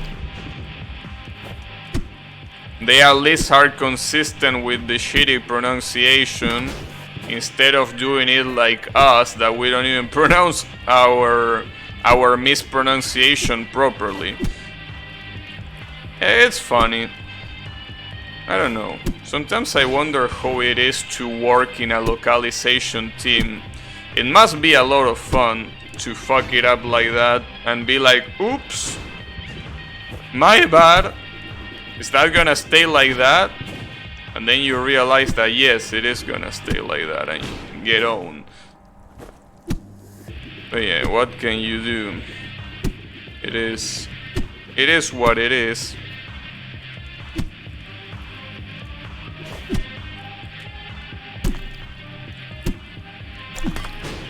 Fuck.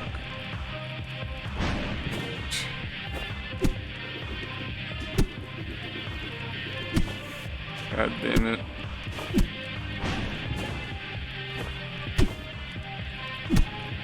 You know, the funny thing about that verse that you are saying right there is that he could have used so many things to rhyme, but he decided to use a word that has nothing to do with the series.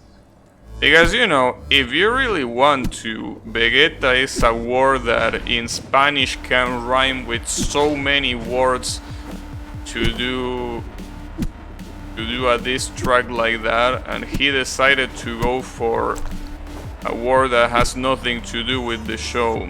It's pretty funny. You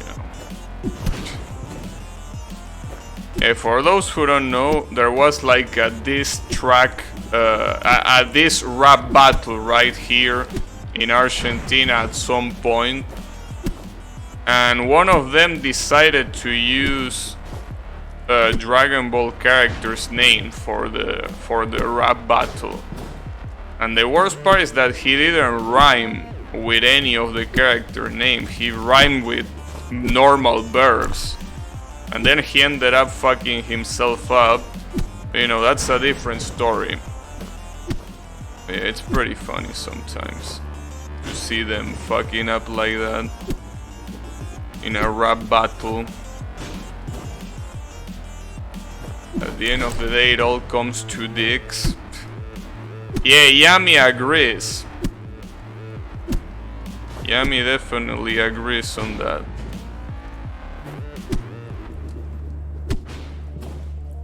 But yeah, in any case, the point is,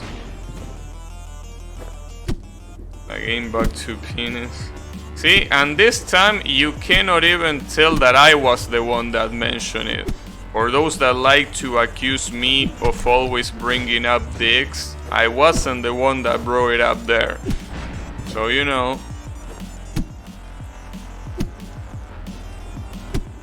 As you can see, it's not even my fault.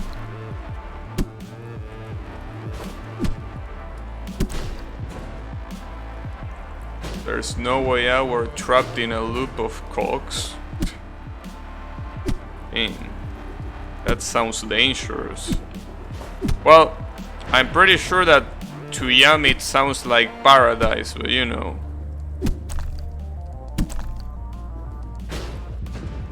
You know, it's pretty clear though that the moral of the story is that you have to play Tenkaichi at least once in your life. It doesn't matter if it's through an emulator, but here the moral of the story is play Tenkaichi. It's a really, really good game. You will not be missing out. Sorry, I meant to say the opposite. You will be missing out. Damn it, fucking English. I have no idea what the fuck Tenkaichi is.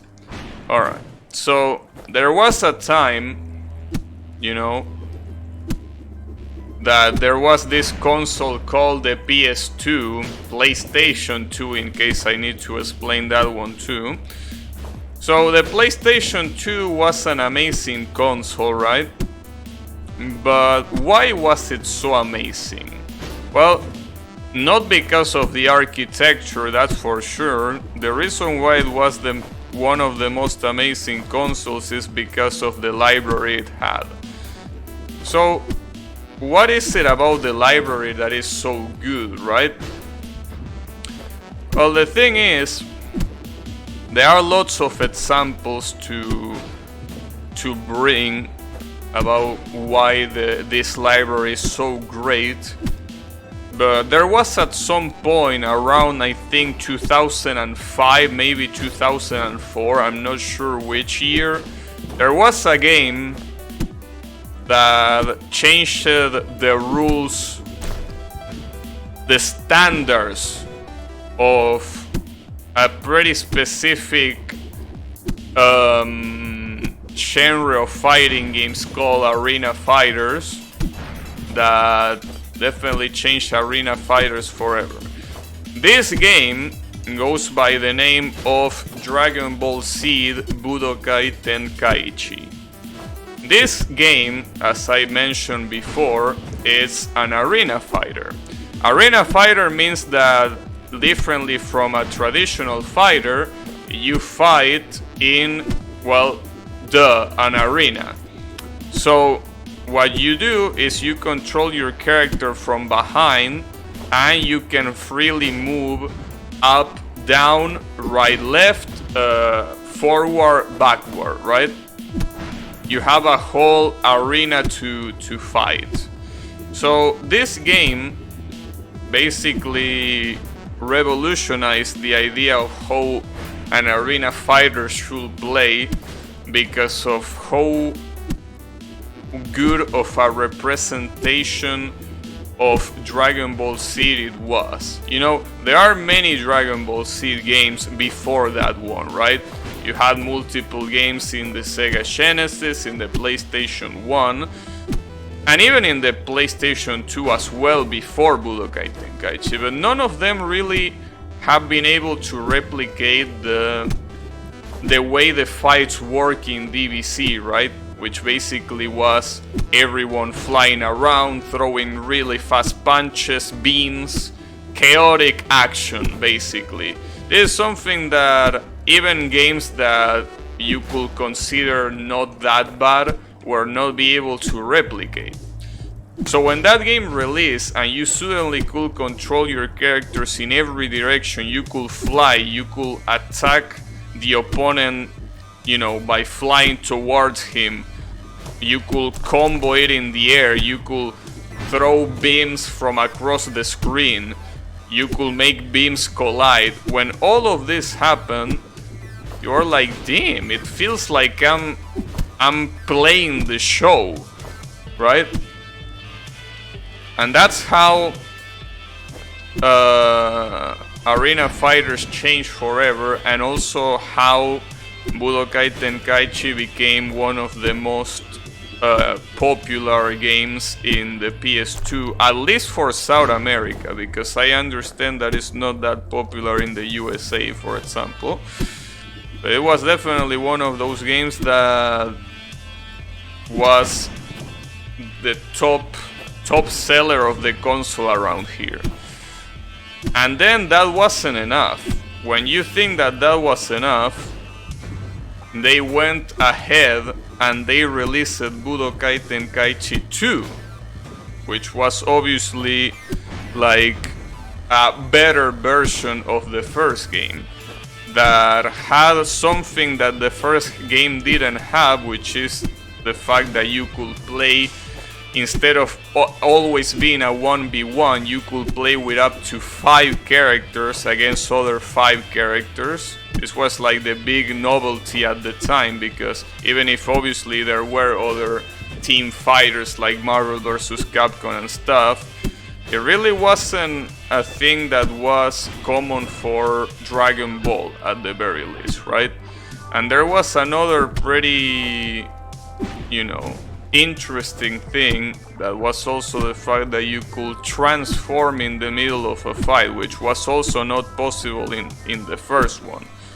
So overall, it was a step in the right direction, and everyone rejoiced and probably had that as one of their favorite games of all time. But then, when you thought that everything that they added was enough, they released Budokai Tenkaichi 3, which in terms of combat it added a shit ton of options and combos that you wouldn't be able to do, right?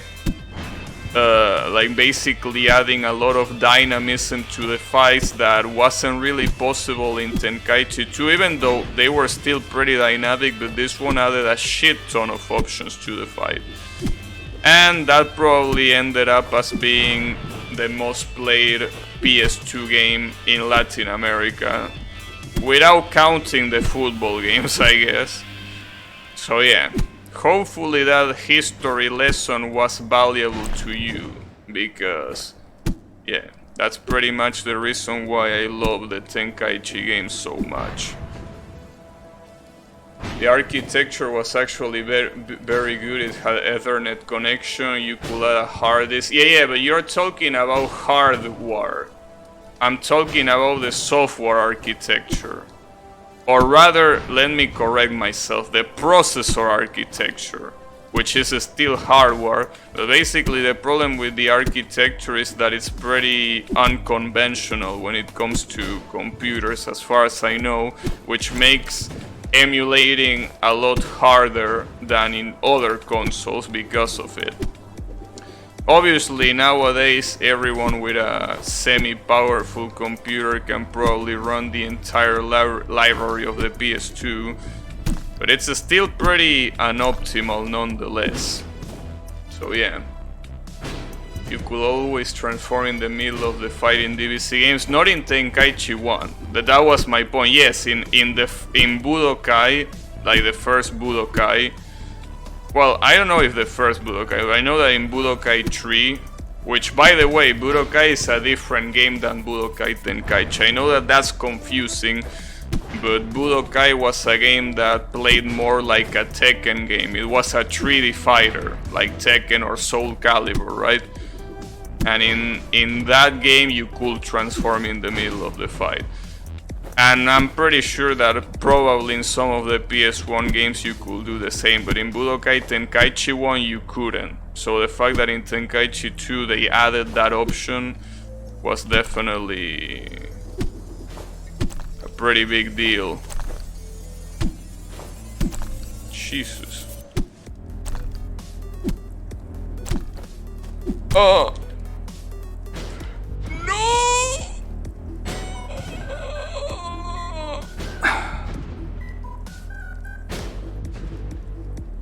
Well, at least I know that this is pretty doable.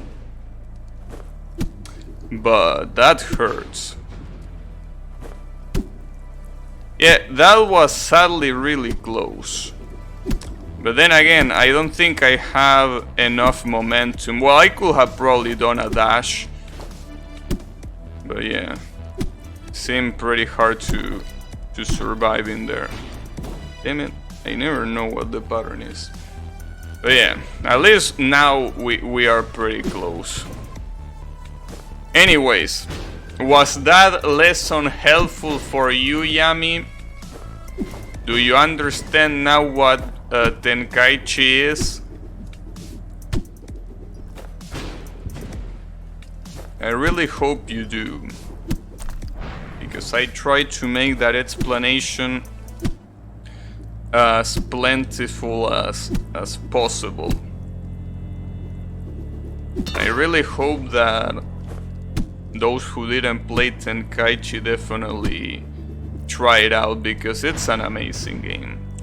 Obviously, there are some other games that are similar to it that were released later, like Raging Blast, Xenoverse, you know, but I feel like experiencing Tenkaichi is still a must. Now, I know that Yami doesn't give a shit about Dragon Ball, I understand that, but even then I definitely feel, I mean, even if you don't give a shit about Dragon Ball, you still can enjoy it as a game. In fact, Budokai Tenkaichi is the reason why I'm even a Dragon Ball fan in the first place. Before I played that game, I never watched Dragon Ball, and I didn't give a shit either. But when I played that game for the first time in a friend's house, I was like, Jesus Christ, what am I missing out? And yeah, I was missing out. Oh yeah. The thing is, play Tenkaichi. That's the moral of the story. Dragon Ball FighterZ was a step backwards. The thing about Dragon Ball FighterZ is that it's not an arena fighter, it's a traditional fighter. It's basically made like Marvel vs. Capcom. It's the classic team fighter with air dash that is based around long combos that might be hard to execute. And I say might be hard to execute because for people that are used to Marvel vs. Capcom, Dragon Ball FighterZ doesn't have hard execution.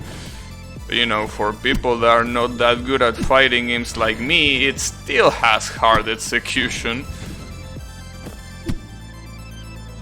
But yeah, I wouldn't say that it was a step backwards. In fact, I don't even think it's a bad game. But it's definitely, it's obviously it's not an arena fighter, so if you want more Tenkaichi, then yes, it's a bad thing. Shouldn't you be playing Xenoverse? That's a pretty good question and a pretty interesting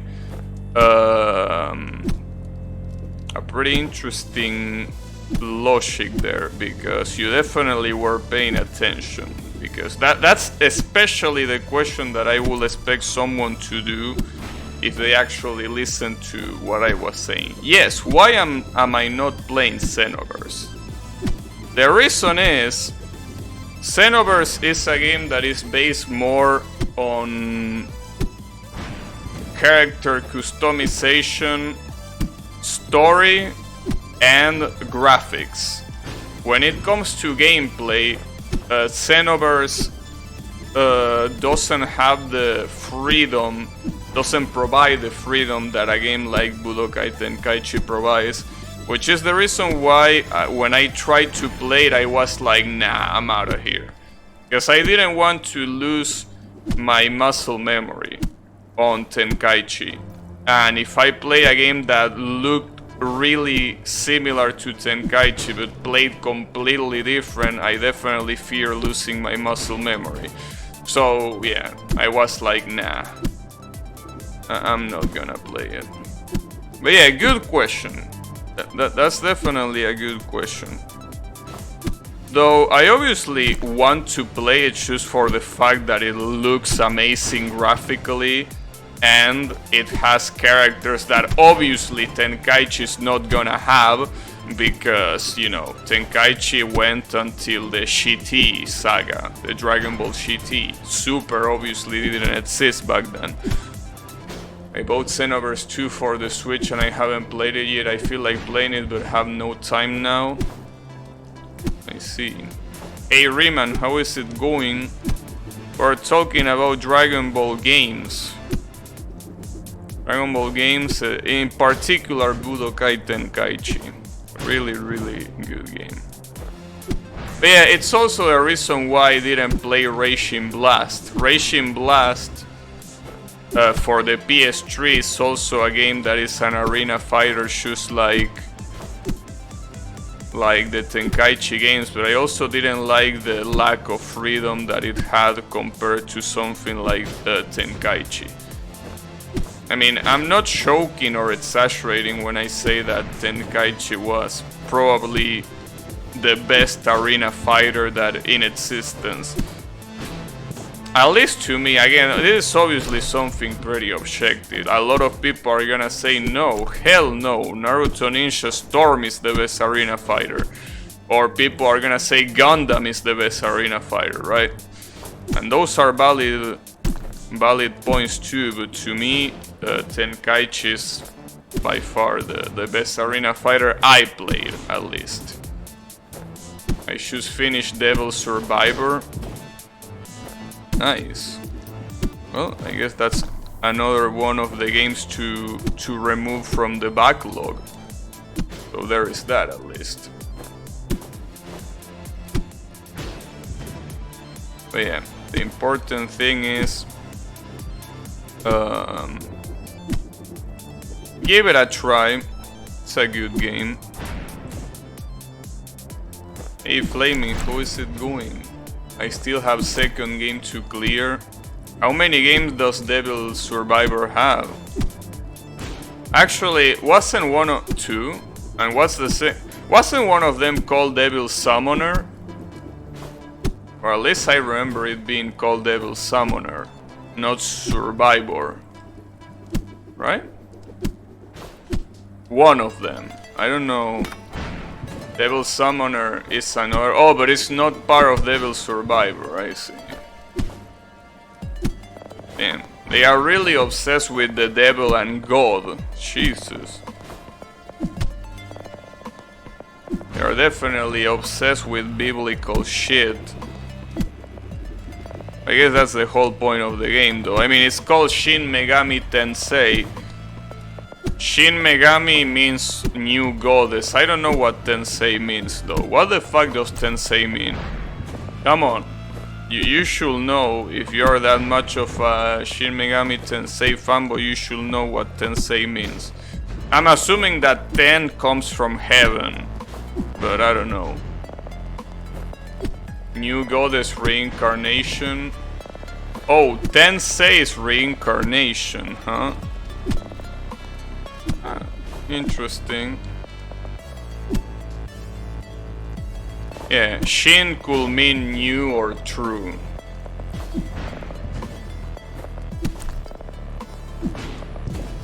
For other hand, after clearing second survivor game, I will be able to shit on the anime of it. Wow, it even has an anime? Damn, Shin Megami Tensei used to be really popular before Persona happened. It's a different Shin kanji. I think it's the same kanji for both, right? I think Shin on new and Shin on true is the same kanji. What a weeb. Look who's talking. Anyways, how is it going, Yannick? Second game has anime. Different from that. Well, yes, that's also another Shin. You're right. That is indeed another Shin. Getting ass destroyed in Yu-Gi-Oh!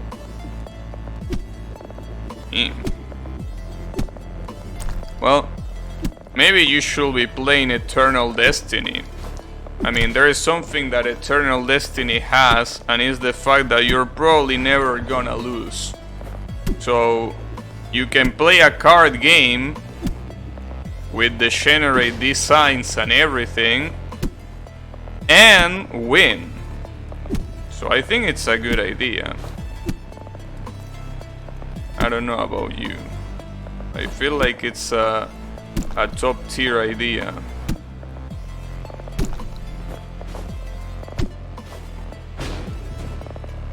Waves calling each other waves, who the fuck knows what this word mean? I mean, I'm saying it. Come on, bro. I'm literally saying what it means. Shin meaning true or new, Megami meaning goddess, and Riemann just told us that Tensei means reincarnation. Are you paying attention, Yami? Guess you might call me a weeb all you want, but I think the problem here is that you ain't paying any attention. You need to be paying more attention.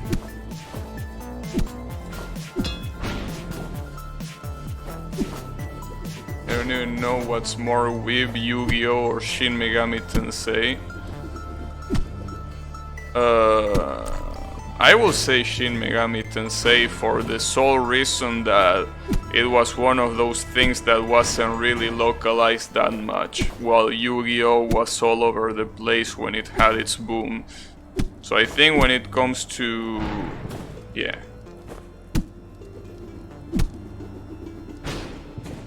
You should try Yu-Gi-Oh! Nah.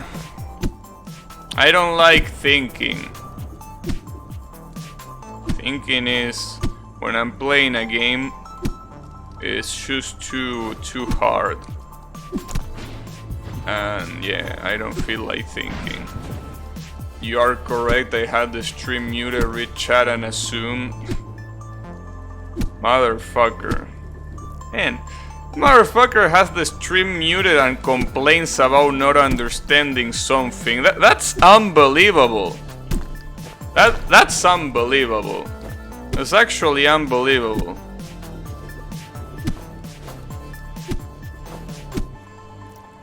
It's like someone being in a car crash, not having the security belt, and complaining that they lost their head. Well, I'm pretty sure they wouldn't be able to complain, but you know, what I'm trying to say is, come on, bro.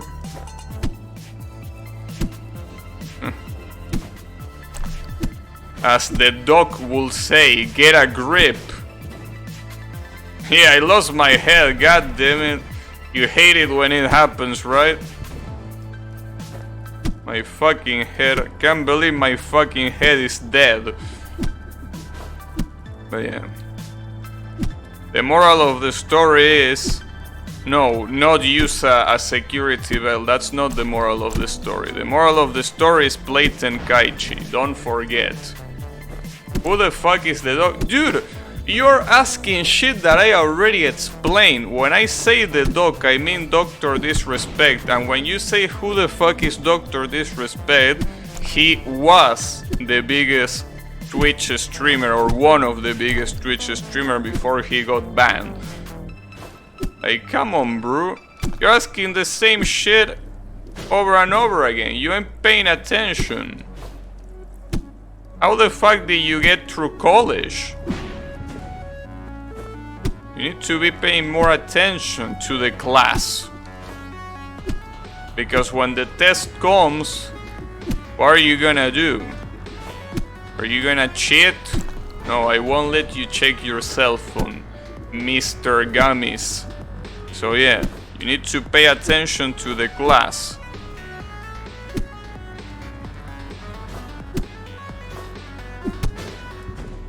Gonna pick up my head. I never went to college. Well, high school, whatever. Any class that you needed to pay attention. It's the same shit. High school, college. The difference is that in college it's a little bit harder. But it's, for the most part, the same shit. I went to university. Damn, that's even worse. You're incriminating yourself even more. God damn it. Anyways, you better study for the test next week, Mr. Gummies. You don't want to fail when you're so close of graduating as a stoner. Method that we are usually using here to pass that stuff called somehow.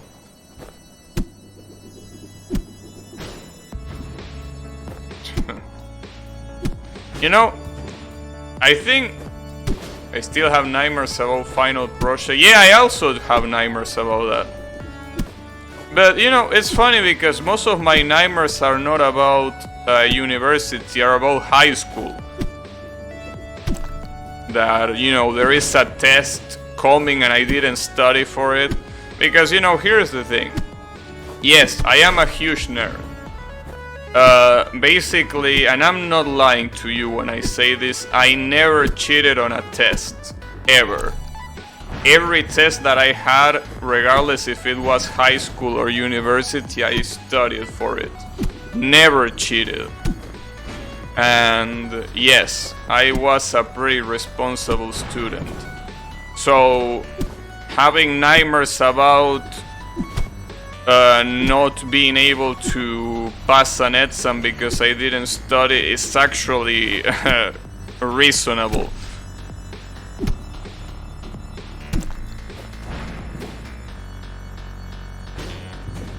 I wake up sometimes thinking that I'm late for physical education. That's right, yes, I also have that same nightmare sometimes, and in our case it's justified, because physical education in our case was, and I'm pretty sure in a lot of people's cases like this too, but it was extracurricular, which means that it was like 3 hours after class. So basically you went home and then you needed to go back to school and have the physical education class. I mean, sometimes it was 3 hours, some other times it was less time, like half an hour. But yeah, it was extracurricular. It wasn't on the normal schedule. So yeah, I also have that nightmare sometimes that I'm like, Jesus, I'm not gonna make it. How many times did I skip physical education? I'm gonna end up failing the whole class if I keep skipping the class. Oh yeah, I also have those nightmares sometimes. Why will I cheat off people who are stupid as sin? No, but you wouldn't cheat off people. You will cheat. I mean, usually when people cheated in my school, they had a book below them, or they have their cell phone conveniently hidden somewhere. They usually didn't copy other people. Oh, that's right. Yami is from the time where cell phones weren't that popular. Oh, my bad. I forgot. Sorry, Yami. I forgot about that detail. That's right. Yami actually had to cheat the old school way. The hardcore way. My bad. I forgot about that. Yeah, facepalm all you want, but you know it's true. Motherfucker facepalming, but you know it's true.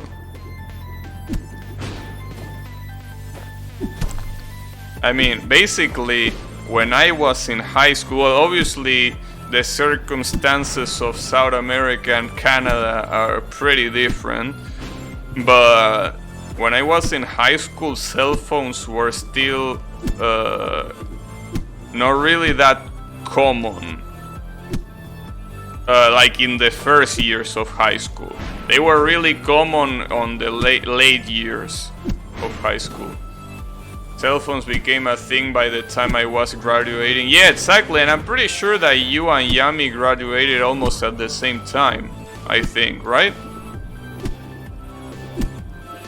Because you graduated around 2008, right, Colo? I think Yami might have graduated around that time too. Wait, yeah, 2008, around there. Maybe 2009? No, it might have been 2008. I think Yami is around that time too. Same time, yeah. Yeah, you basically graduated at the same year. I graduated in 2013 though. I'm basically like 6 or 5 years younger than both of you. So yeah. When I graduated, yeah, cell phones were a big thing, obviously. Even in South America, where everything comes late. 2019, because I redid a year for my crash. Oh, that's right! I forgot you had a crash accident. That was a long time ago. Yeah, I remember that. Kinda remember that. That's right. Yeah, it was a long ass time ago. Pretty interesting.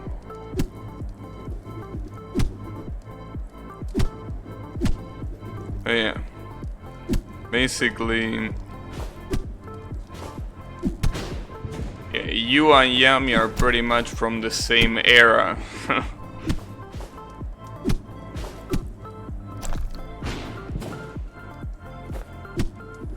15 years ago? 15. Wait, you had the crash in 2005? 2005? I was 9 years old by then. 2005? I was 9 years old. I was in middle school. Yeah, that was a long time ago.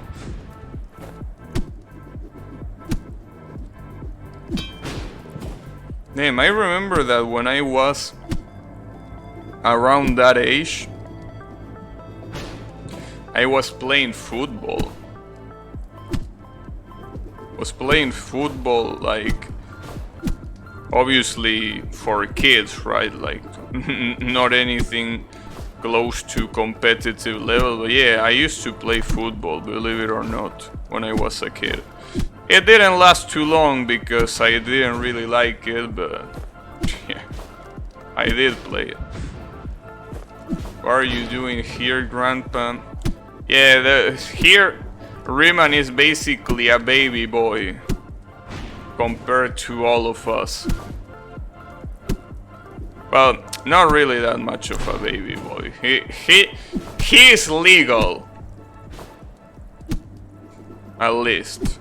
So he's not really that much of a baby boy, you know.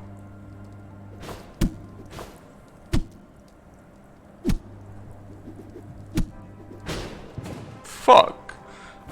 Remember when we play football and you almost die? Yeah, I remember that. I was about to faint and I had to stop. Yeah, I remember that. Legal for what? Are you showing some kind of interest? No, I say legal. See, that's the problem. You almost assume the worst. I was saying legal to buy alcoholic beverage. And then here you're talking about the generate shit. Motherfucker. See, that's the problem. Every time you try to call someone out, you keep, you know, digging your own grave. I think I stole and used my mom's cell phone near the end of high school, but most people didn't have one around then. Interesting. I like the lol after the part he says he almost dies. What? Are you stoned, Draynot? Anyways, how is it going? The idea of cell phones and tablets being used by middle schoolers, well, they use that. I mean, everyone except for me has a smartphone, so... And that includes kids, too. So yeah, can you imagine that? Pretty sure that every single person except me has a smartphone. I'm not using it though. Yeah, that's what he's saying now. But then you inspect his phone and he has every high roll from Fate Grand Order. He has all of the really rare cards. He has Bikini Astolfo. Oh, of course, especially Riemann. Especially Riemann, he definitely has Bikini Astolfo in his fucking phone. Him. Of course he does. Motherfucker. How could I not think of that?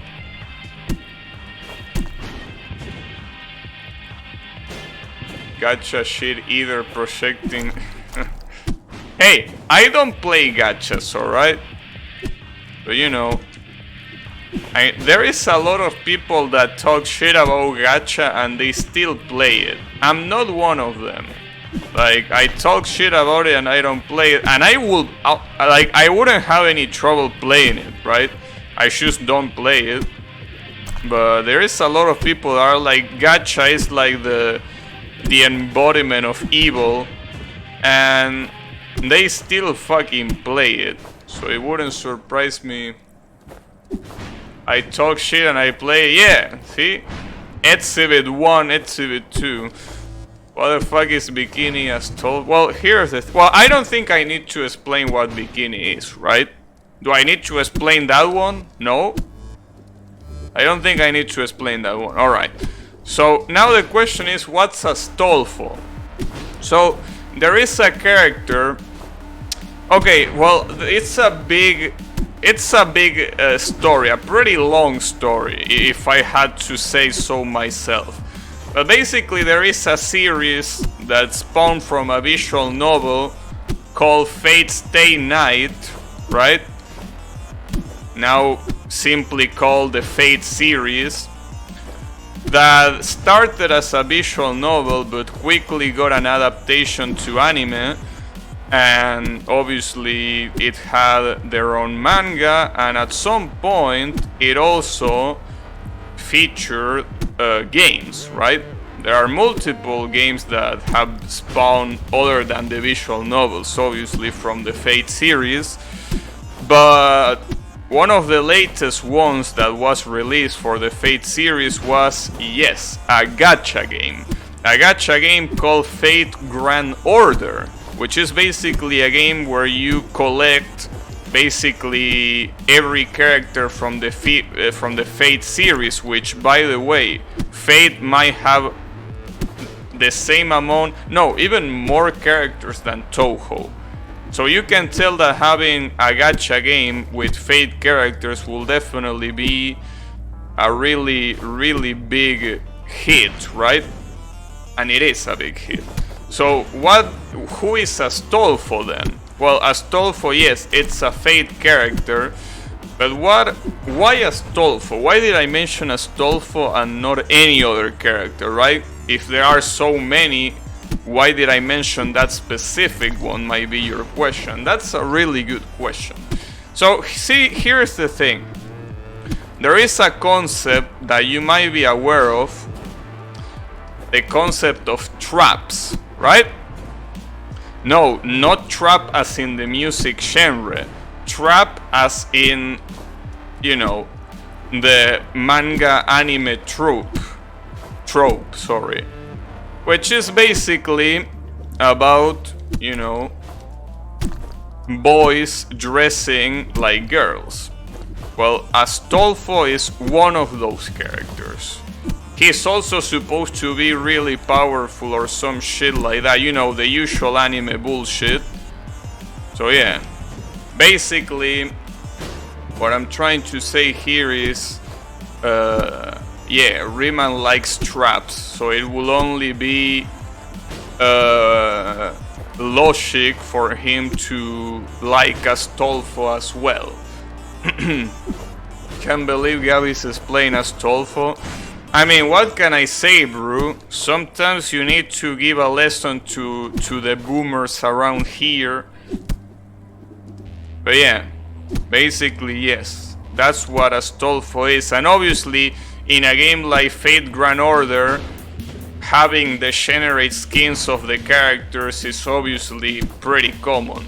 So yes, there is obviously a bikini Astolfo, of course. And yes, it's a female bikini too, because it wouldn't be any other way. Does it feature Dante from the Devil May Cry series? Yeah, it's called Saber. It comes in multiple flavors. But yeah.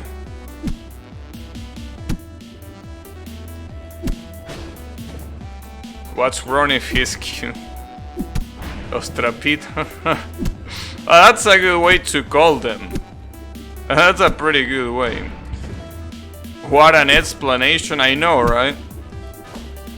Yeah, Fate is a series that I always wanted to get into, but it has the same problem as Sumineko. The amount of shit that you have to read and watch is like, no bro, I don't want to. It's just too much. Though I already watched Fate Stay Night and Unlimited Blade Wars, which is an anime and a movie respectively, but I didn't watch any more than that because I simply don't feel like doing it. It's just too much. It didn't stop me from getting into Shin Megami Tensei. Yeah, I can definitely see that. Oh yeah. I remember Fate Stay Night, funnily enough, was one of my first anime. I was like, damn, this is, you know, this is godlike. Obviously at that time I didn't have any standards for anime, so obviously something like Fate Stay Night was like, this is amazing. So yeah, Fate Stay Night, by the time I watched it being one of my first anime, I was starstruck. It was a starstruck. I was like, damn, this is something else. I want more of this shit. Is the pink hair guy? Yes, that's the one. That is indeed the one.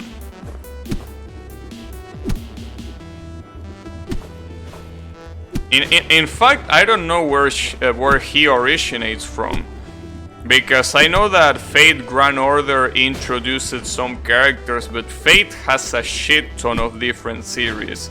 Like you have Fate Stay Night, you have Fate Zero, you have Fate Extra. Well, I think Fate Extra though is like it's based on Fate Stay Night, if I'm not mistaken. I'm not sure actually. You have Fate Apoc something. You know, there is a lot of Fate series with different characters, but I don't know if Astolfo was introduced in one of them or if he was introduced in Grand Order. Wasn't the Astolfo thing being a guy just a meme? No. Definitely not. No, Astolfo is a guy that dresses like a girl. That's true. No, it definitely was not a joke. It was like that. It was a guy. Yeah, a guy, and I'm talking about a guy with a dick, like an actual man with the genitals intact, dressed like a girl. So yeah, that's why we call it trap. Otherwise, we obviously will call it transgender. But no, he is just... Well, I guess the other appropriate term in this situation instead of trap will probably be cross-dresser, I guess. Because again, it's not transsexual. It's a guy that identifies as a guy, but just decides to dress more effeminately, if you want to call it like that. Know what a trap is? It's just that I thought Astolfo being one was a meme. No, in fact, that's the whole reason why he's so popular. That's the whole reason for him being a popular character. He wouldn't be popular at all if it wasn't for that. Like, the fact that he is a trap is what attracts everyone that is a fan of him.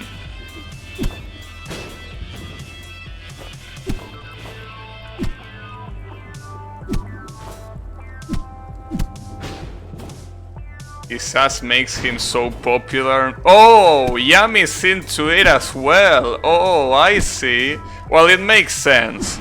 I mean, honestly, of course. I don't know why I'm even surprised at this point, but yeah. Alright. Well, there you have a... No. You cannot facepalm like that, Riemann. Especially you. Anyone else can facepalm. You definitely cannot facepalm at that. You definitely are the least indicate there to facepalm. You just can't do that. The least indicated person here to facepalm. I choose meme. Yeah, sure. That's what they all say. That's what they all say. Yeah, it's just a meme, bro.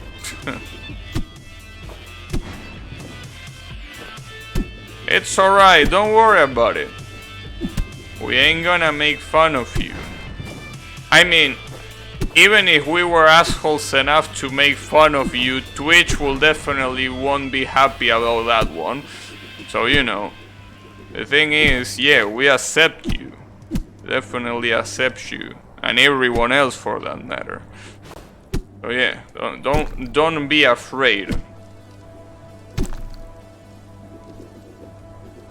Fuck. Yami the local ecologist. Yeah. Man, if at some point in my life, which is probably gonna happen eventually, I start having problems with my dick, instead of going to a medic, I should ask Yami. Because he's definitely gonna know.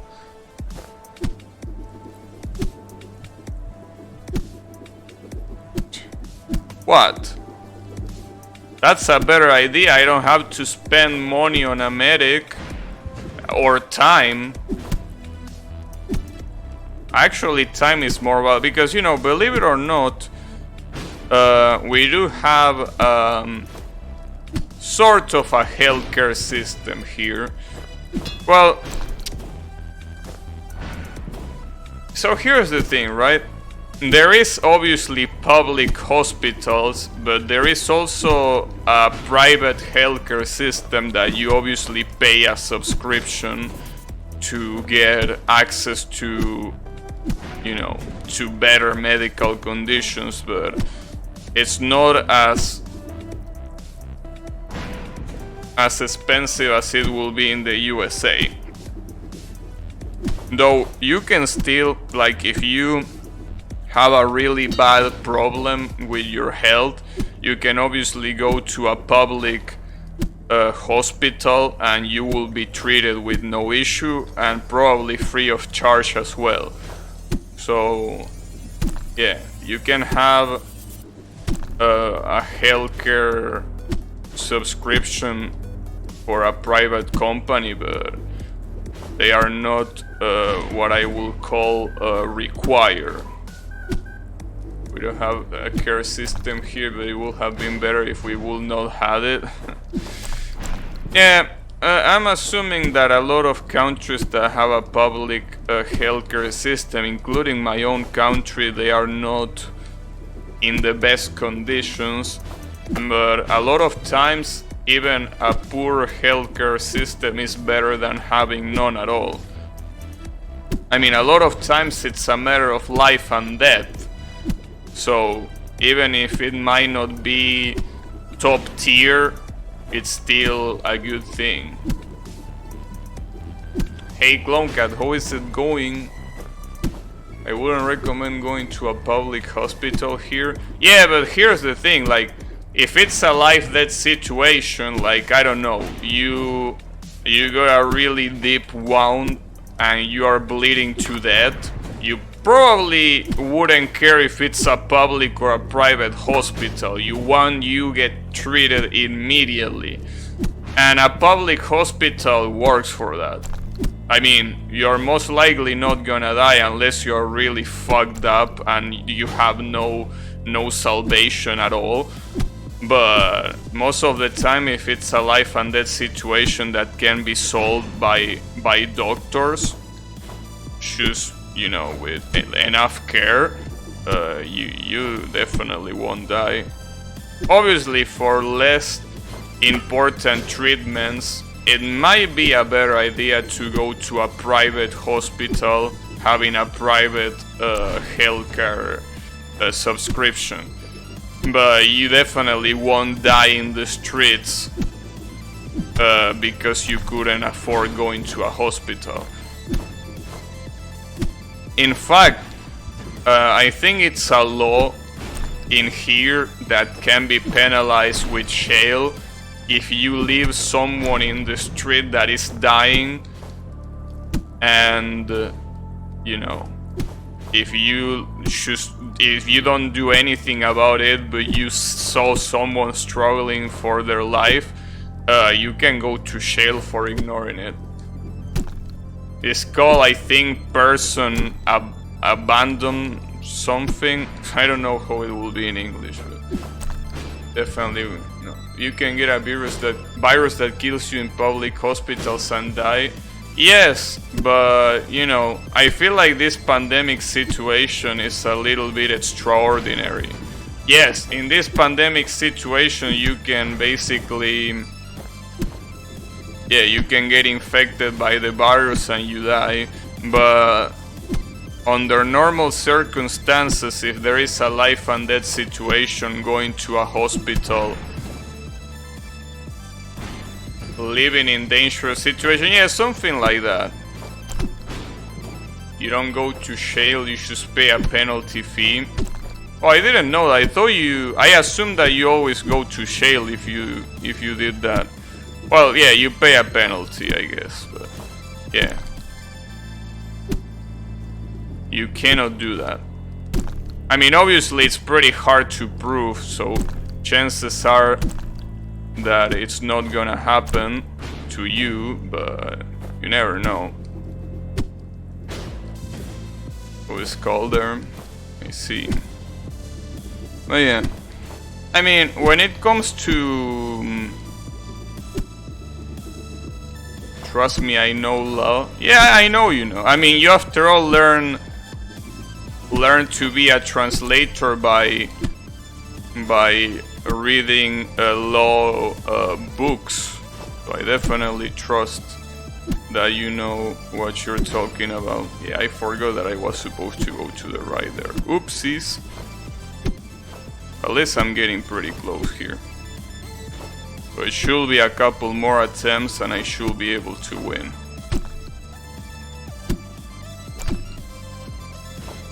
I fucked that up.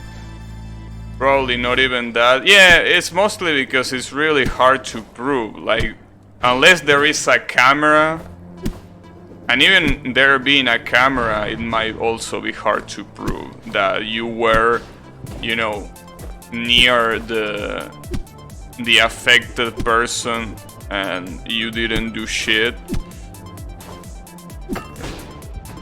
So yeah, I understand. It's a hard thing to prove. But yeah.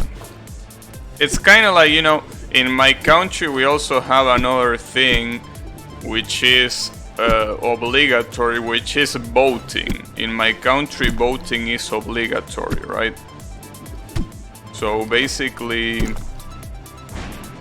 you also, if you don't go to vote, you can pay a penalty fee for that. So yeah, you need to go to vote. And again, you don't need to vote for a candidate if you don't want to. I mean, you can vote you can do an empty vote. And that's it. Don't really need to vote if you don't want to. I mean, you need to go. You don't need to cast a valid vote if you don't want to. Here too, but nobody gives a shit. Well, here sometimes a lot of people also don't really... Actually, now that I think about it, with all this coronavirus thing, how the fuck are the elections next year gonna be? Like, how are you gonna make it so it doesn't become a complete massacre? Like, they probably will need to implement voting from home or something like that. Well, I mean, I'd rather pay a fee than catch the virus, so honestly, I'd rather, yeah, do that. Like, just don't go to vote and, yeah, fuck you. I mean, it's not like I'm gonna cast a valid vote anyway, so who gives a shit?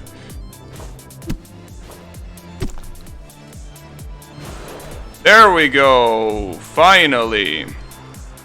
We got it! Oh shit, we're going really... Ooh, and we got treasure too? That's a lot of gold! Yeah, she's. That was actually the last level. Nice. So I guess we destroy all of the remaining remnants. A camera will prove it perfectly. Thank you. Oh, you're welcome, dragon. That was the dragon saying thank you because I destroy all of the remnants that he wanted to destroy. Sheesh, that was pretty nice. The problem is that criminal law says you need to be able to help in terms of capacity for you to pay the fee. Oh, I see. So you could basically say that you are incapable or something like that. Imagine casting valid. Oh yeah, I know, right? But in any case, that was Remnants of Naezith, or whatever the fuck is pronounced. So good shit. That was a pretty fun game. Definitely something that I recommend. Thanks. Don't worry. I mean, the VODs are always gonna be there, and I'm definitely gonna highlight this to upload to YouTube too. Obviously, when I say highlight, I mean throw the whole stream to YouTube, because I'm not an editor, so I'm not gonna edit shit. But there we go. Damn, 255, that's a pretty good number.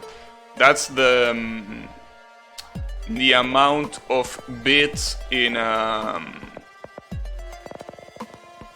byte, right? 2 elevated to 8 is 256. Yeah, it's the amount of, well, actually the amount of bits that could fit in a byte will be 256, but we are counting 0 here as a valid value. Like the amount of, you know, fuck it.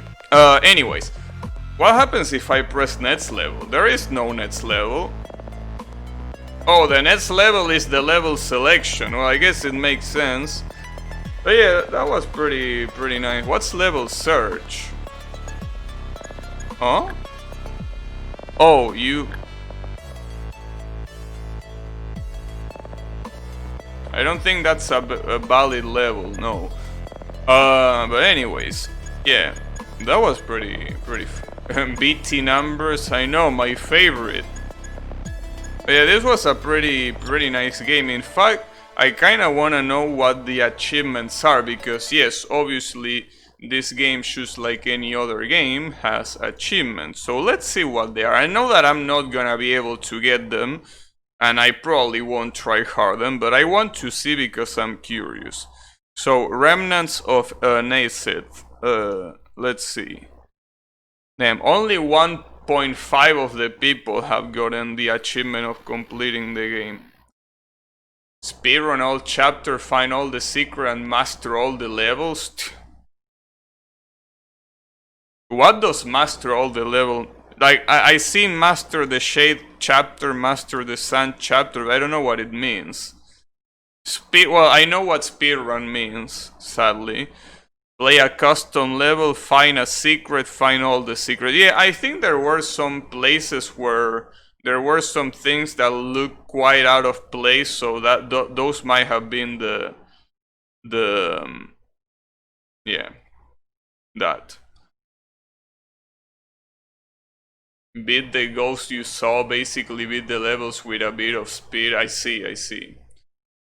Speaking of that, I had a programming contest on my remote class today, and how did it go? Also, by the way, there is an achievement here that is pretty weird. It says all chapters completion. Oh, never mind, I got it. But for some reason it didn't update. No, never mind, I got it. I was out to ask why, that there is a hidden chapter. No. Alright. Well, I'm definitely not doing the achievements. I just want to tell you that, at least not anytime soon, because this is something that requires you to be good. And I don't want to get good, really. I don't feel like getting good, though. You know what's pretty interesting? To see what's the ratio of completion for the rest of the achievements. Alright, so apparently mastering all the chapters and finding all the secrets are achievements that only 0.9% of the people got. Which, if you ask my opinion, that's still a pretty high percentage. That's a really high percentage. Considering, you know, that it's really hard to do. Go to global rankings. Alright. Let me see. Hard as shit, could only implement 3 out of 8 questions and still place 4 out of 17. Damn. Congratulations. Alright, something about global rankings. The #1 player. So what does this... Oh. Damn. That's a lot of... domination. Jesus Christ.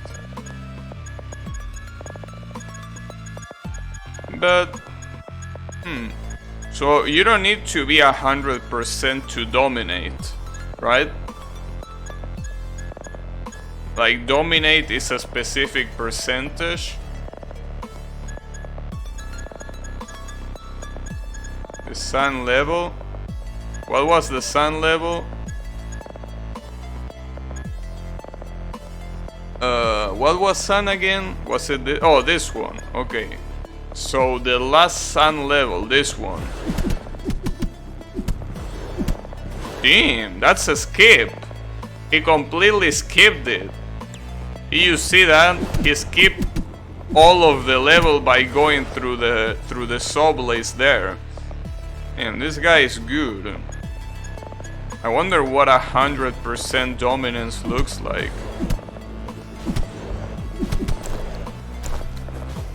Oh, you can't even see the inputs he did.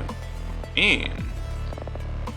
Almost all the levels will be super impressive. I still don't understand why it's not a, like, why is this not 100? Oh, because he's rank 2. Is that why he's not 100%? Because I can't imagine doing something faster than this. In fact,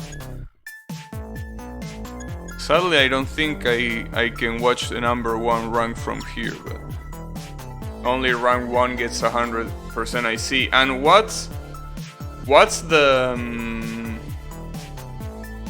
it's milliseconds. Yeah, I will imagine that. So my question here is, what's the percentage of dominance that you need to dominate a level? Because it's clear that you don't need 100%, right? So the question is, yeah, that. Like, what do I need? Because to get the achievements you need domination. But it seems a little bit... maybe it's... oh, yeah! Sorry, it's mastery, it's not domination. Sorry, I assumed that it was the same thing. No, domination and mastering are 2 different things. My bad, sorry. Yeah, my bad. I confused the 2 terms. They are pretty similar terms. So apparently, well, I'm the 397 player. I don't know how that's possible, but I guess it's because all of the other players quit, and that's why I'm here. So the guy that here, Viper, that we have in chat is... what rank are you again? Are you Blinks? Or are you someone else here? No, you're here. 25. Bindo Viper. So let's see. Let's see what's your best play here. Maybe this 94. FTL. What's this?